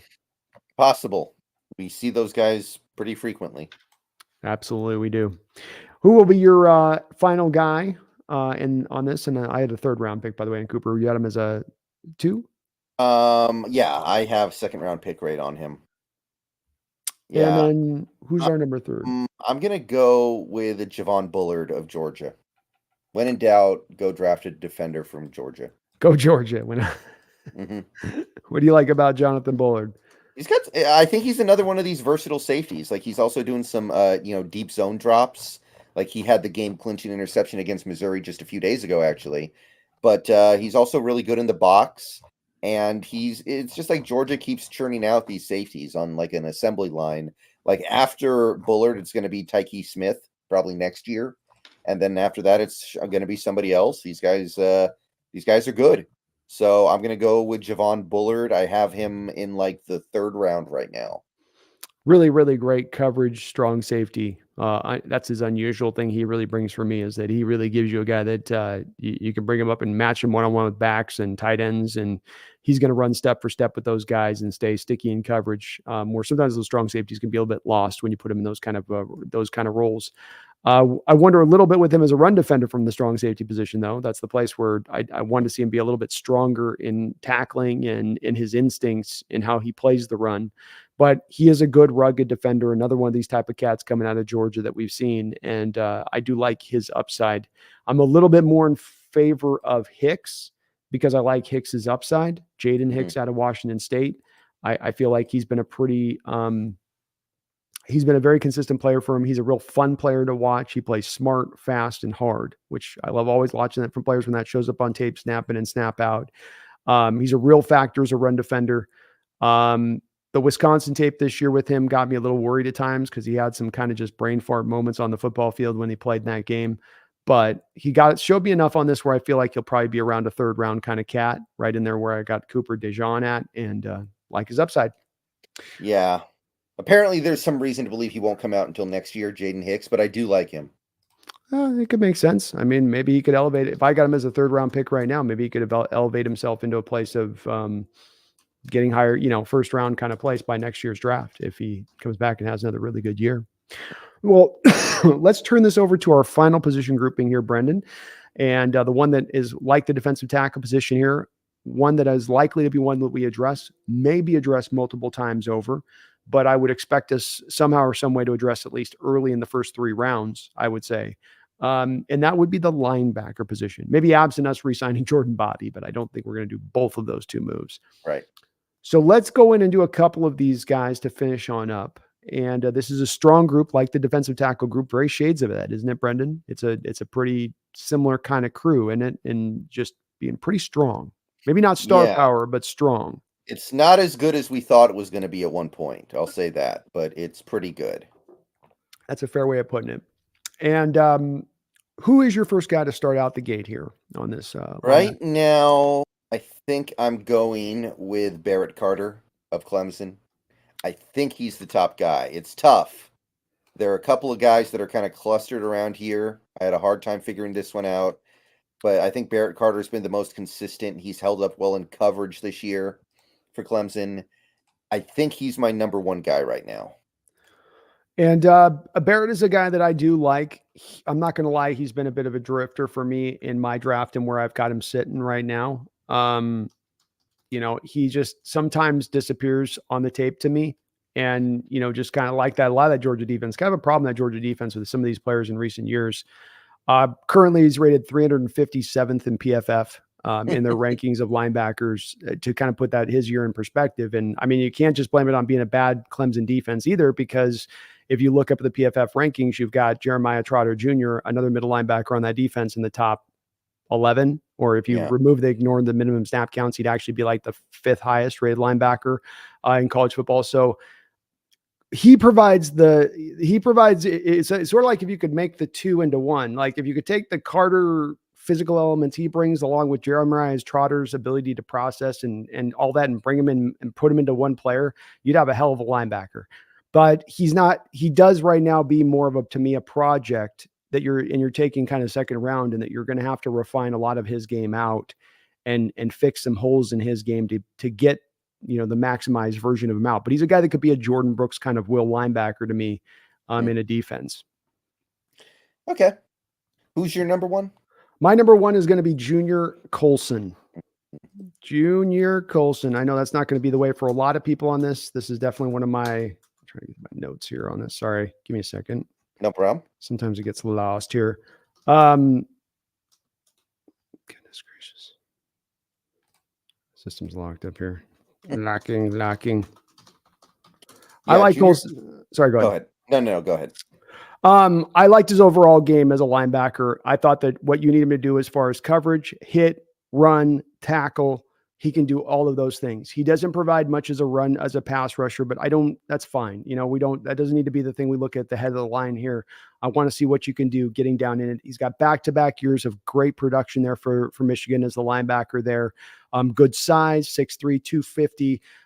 Good length. There's not really a negative part to his game that I see. It's just a very clean prospect. He's kind of like, it's funny. It's like Michigan got a couple of these players. We were talking about the right guard. He's like the equivalent of Zach Zinter for middle linebackers to me at that side. And I might be elevating him a little bit higher than I should as far as it goes, but it's just hard to find these kind of as complete players. Sometimes it seems like having to make the bite between coverage or tackling, or coverage and run defense. And with him, you're getting both items, I think. I do like Junior Colson. There's a little bit of concern that I have with these guys who are surrounded by such elite talent, but he does stand out to me in that he's another one of these Michigan guys who's just like really, really consistent, just reliably from week to week. They always show up. They always perform. I have Colson in round 3, edging up into round 2. And Michigan's going to be playing some very important games coming up here. So he's got a great chance to bump up. Mm-hmm. But sometimes it's tough with these Michigan players because in a lot of these games, they're sitting on the sideline by the third quarter because they're up by 800 points. It's true. So it's tough sometimes, but I like Colson too. Yeah. And I don't have a high first. This late first to second is kind of in the spot where early second would be the spot that I'd look at with him overall in that. Who's your number 2? This is a guy who just had an incredible game this most recent week. And I was a little cold on this guy for a lot of this season, but he's starting to turn it on now. He did some awesome stuff in that game on Saturday. It's Jeremiah Trotter Jr. Was kind of a frustrating year for him. I have dropped him to round 2, and I still have him there. I don't think he's a round 1 guy anymore.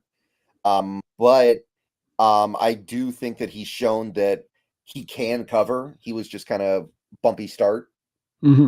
And his pass rushing stuff is awesome. And I know pass rushing is the least of our concerns with an inside linebacker, but Jeremiah Trotter Jr., I like the fact that he's the son of a former really good NFL player. We talk about how that kind of stuff is good sometimes. So I still have him as linebacker 2, even though he hasn't exactly blown me away this year. How tall you think he is? They list him in 6 foot. What do you think he really is? Yeah, he's probably more like 5'10". I am worried about that, believe me. But I'm taking the good with the bad here. Yeah, and I've got him as my 3rd linebacker, but we are in agreement as far as him being a 2nd round guy. Rough start to the year, or a little bit of just a bumpy road to start. He's come on. I think he had a pick 6 this last week or the week before in coverage, and that's where he's really come forward. Yeah, he had 2 sacks, 3 tackles for loss, and a pick 6. Yeah, that's nice. And he's it's good to see him coming along. A guy this is a guy also, the testing numbers are going to matter to me. If he comes out there and he's 5'9.5", 5'10", that might matter a bit. If he is going to go out there and run a 4.55, 4.6 40 at 5'10", I might get a little worried here with Trotter on that. But what he does bring to the field, and he is certainly the son of a pro, of a real great pro. Hell, I think the son of a coach who was a pro. But he understands how to play the position. His instincts are next level. A solid tackler. He can get eaten up on blocks because of his size from time to time, but he's got a good dip and rip move to get free of it most of the time. And I really love what he brings in coverage, which is maybe as much as anything when we look at linebackers anymore, Brennan, we've got to start to maybe give that a little bit extra more weight than we would normally.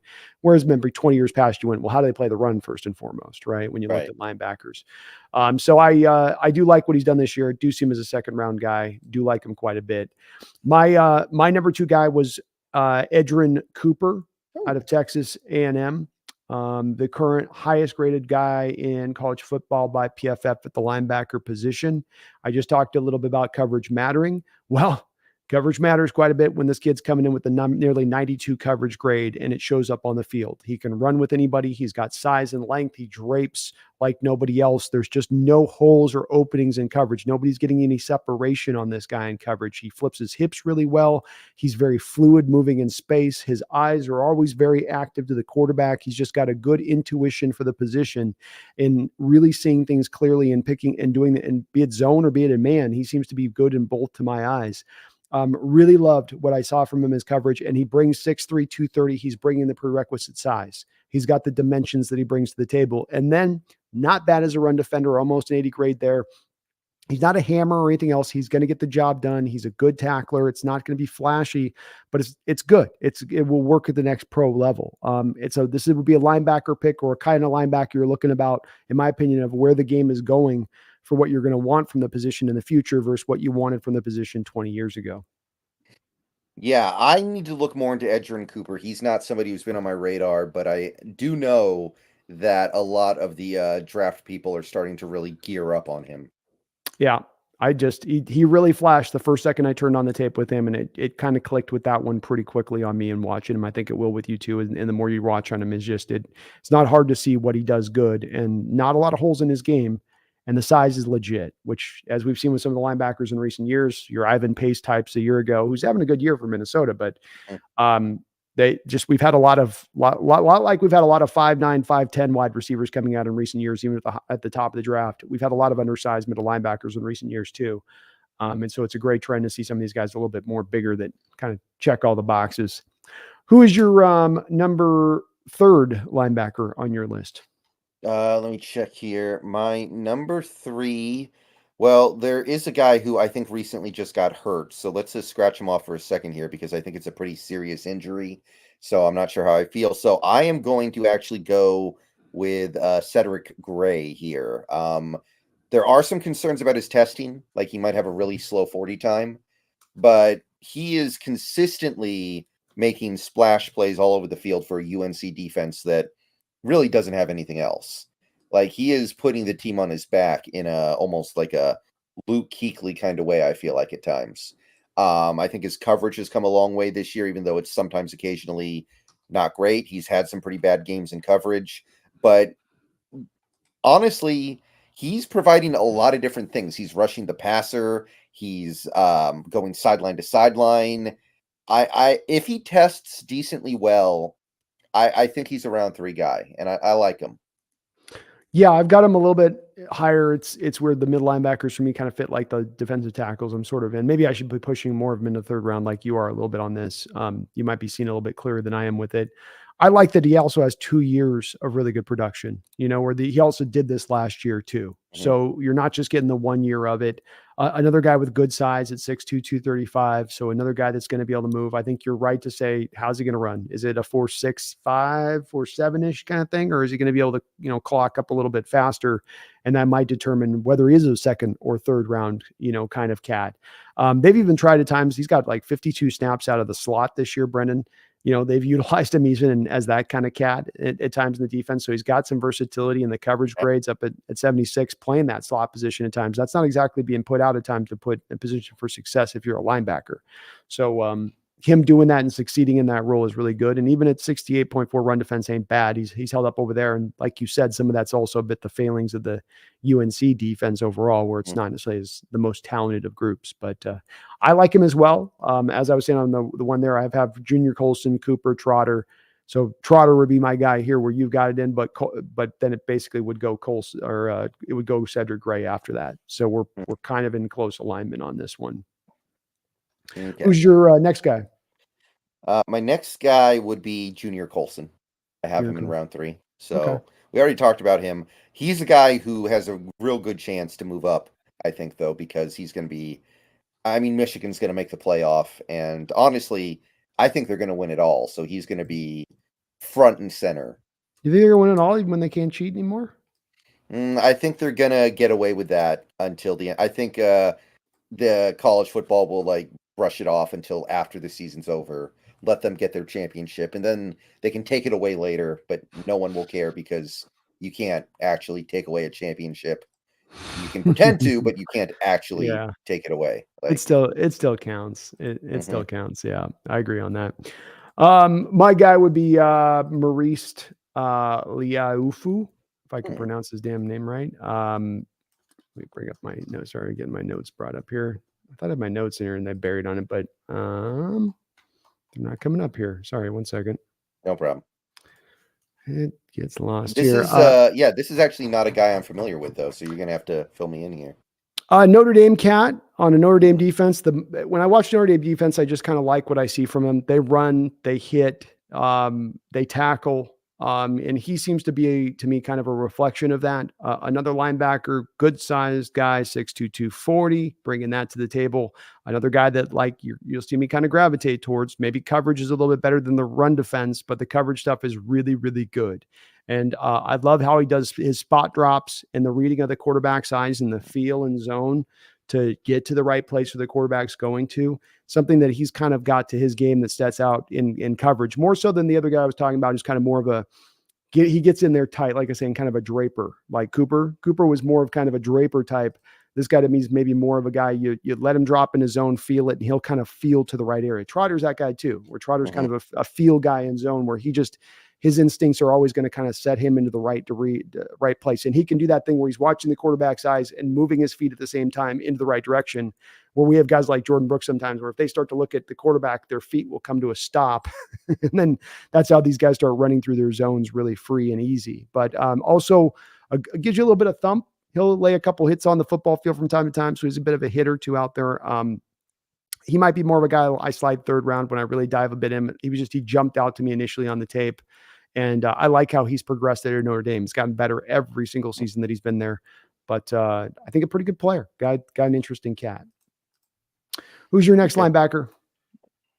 I'm going to go with Smael Mondon Jr., Georgia. Apparently, he just recently broke his arm or something. I wasn't aware until earlier today. But not much to say here other than that it's just another Georgia linebacker. They're a factory down there. He and Dumas Johnson team up. I like Mondon more of the two. And he's just an all-around solid linebacker. I don't have anything remarkable to say about him. He doesn't have like the pass rushing wizardry of a Trotter Jr., so he's more like a round 3, maybe even round 4 guy for me. But I like him well enough in that area. He's an upside guy who just has not to me realized it yet there at Georgia. That's my thing with Smell. It's sad that he hit the broken arm. You'd like to see him finish up the season a little bit stronger because I don't think he was well graded, and there are times that he does disappear on the tape. I do have him kind of equally graded in the same place as Dumas Johnson, his teammate. I got them both in kind of a late third round area of things. And it's more about the upside than it is about what they've done on the field with them, if I was being honest. Yeah. My guy's Danny Stutzman Mm-hmm. of Oklahoma. A guy that's kind of come along this year to me. Oklahoma, they don't play defense in the Big Ten unless you're Michigan or Ohio State.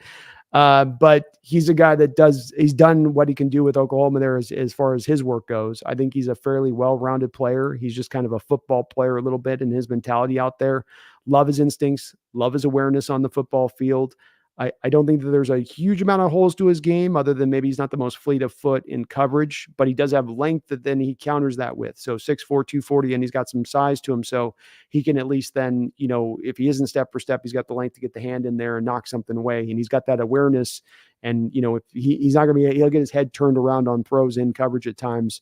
Love him more as a run defender, I think, than the pass coverage, but I think he is a complete player overall, and he's really come on strong this year. A guy that I'm going to be watching closely on how he tests, Brendan, because a guy that, again, if he's running really slow, that's going to dip him down because you're worried about that part of him at the pro level. But if he can run fast, if he can test with the quickness and the 3-cone stuff quick and show up in that realm, then you start to feel like, okay, I can project him a little bit higher now as we go forward. Yeah, I feel like him and Cedric Gray have a lot in common. Like they're both guys who need to test well, but they're all over the place for their respective defenses, and they're one of the few good players on that on those defenses. I think it's a great point. It's that thing you go to of the guy's just a football player, but you do reach that line, don't you? Of he can be a good football player, but he's also got to have the prerequisite physical ability to where that headiness only takes you so far at the pro game, right? Mhm. And that you've got to have some of that physical ability also mixed within there a bit to allow you to be a pro player and to be a good one at that point. And I'm worried with Danny on that, but the tape is really fun. And you go between him and watching guys like Eichenberg and from an instinctual standpoint and what they're doing out there and the lack of disappearing versus this guy showing up all over the field and sideline to sideline and all that. I really like Stunsman's game. Yeah. Give me one more final linebacker on your list that you like, stands out to you.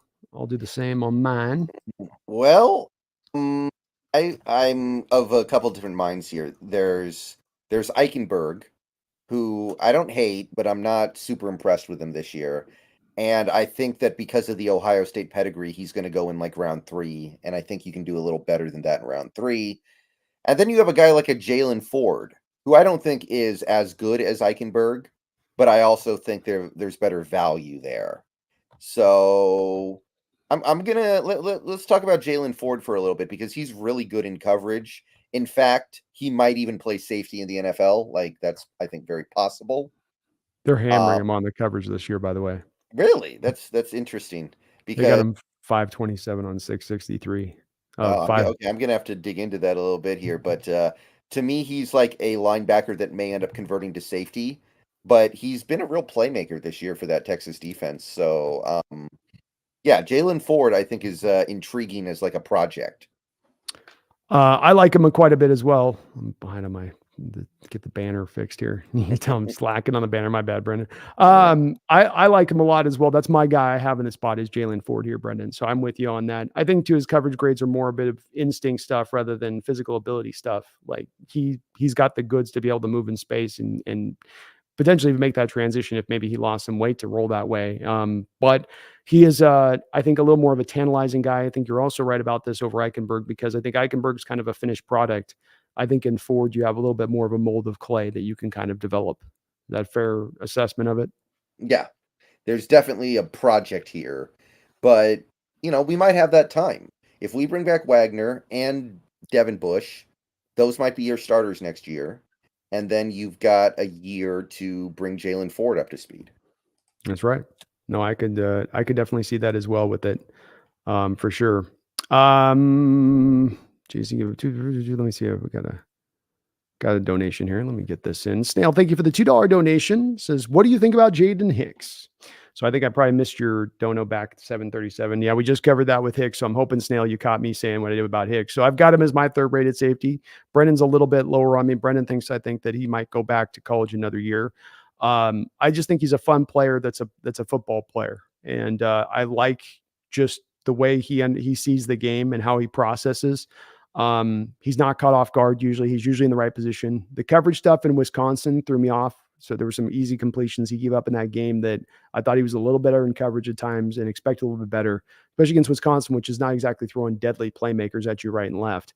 Right. So I like his game. I think he's a complete safety for the position. I think he certainly could be a target for our Hawks potentially if they were to move on. I don't think they're likely to be targeting strong safety. If we're going to target a safety, it's probably going to be more of a free safety than strong safety at this point, I would think. But with that said, he's a good player. And if he comes out, I think he's probably a third round rated guy, Snail, on that. Mhm. Thank you for that donation, though. Appreciate you. You guys are all very kind on the donos tonight. So I want to say thank you for that. Well, I think that gets us through pretty well, Brendan, on our list of these guys that are emerging at this point. We're starting to round up a little bit more and get a little bit more of by the time we get to draft season, man, we're going to be about well over 100 names and deep into this. So I think it's going to definitely help us out. That's part of why I want to do this early, folks, is to get out in front of this to be able to be even much more better prepared once we do get into draft season and our understanding of these guys and where they're at and where their progression's been. Because progression's a big part, isn't it, in college football? It's not about the end point you're at necessarily, but how did you get to that end point? Did you grow as a player? Are you the same player you were when you walked in the door in college or where you started out the year at? Or have you actually taken some steps forward? And I think that's what this gives us a chance to do by doing these shows in this way, Brendan. Yeah, exactly. This is going to make it very easy to segue into draft mode when the season is over and we're trying to figure out what happens in the draft. Amen. Amen.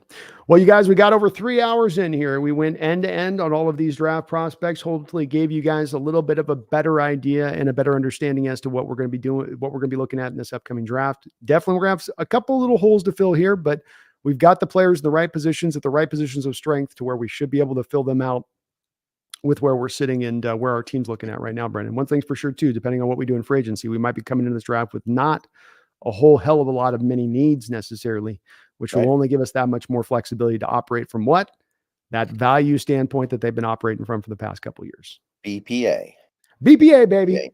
That is the way. That is the guiding light. That is our North Star, and it needs to remain so we can keep knocking these drafts out of the park. I want to thank, first and foremost, Brendan for making extra time, not some normal time, but even extra time out of his day here doing a special Wednesday show here with me this week. Really appreciate you, brother, for hanging on in here with me for 3 hours and busting, breaking down these prospects on this side of it. Folks, if you haven't already, Seahawks, Brendan Nelson. That's the name. Go over there to his channel here on YouTube. Make sure you're subbed up to there. We're doing 2 shows a week and an extra show every once in a while for you guys, just because we like you, just because we're nice like that sometimes.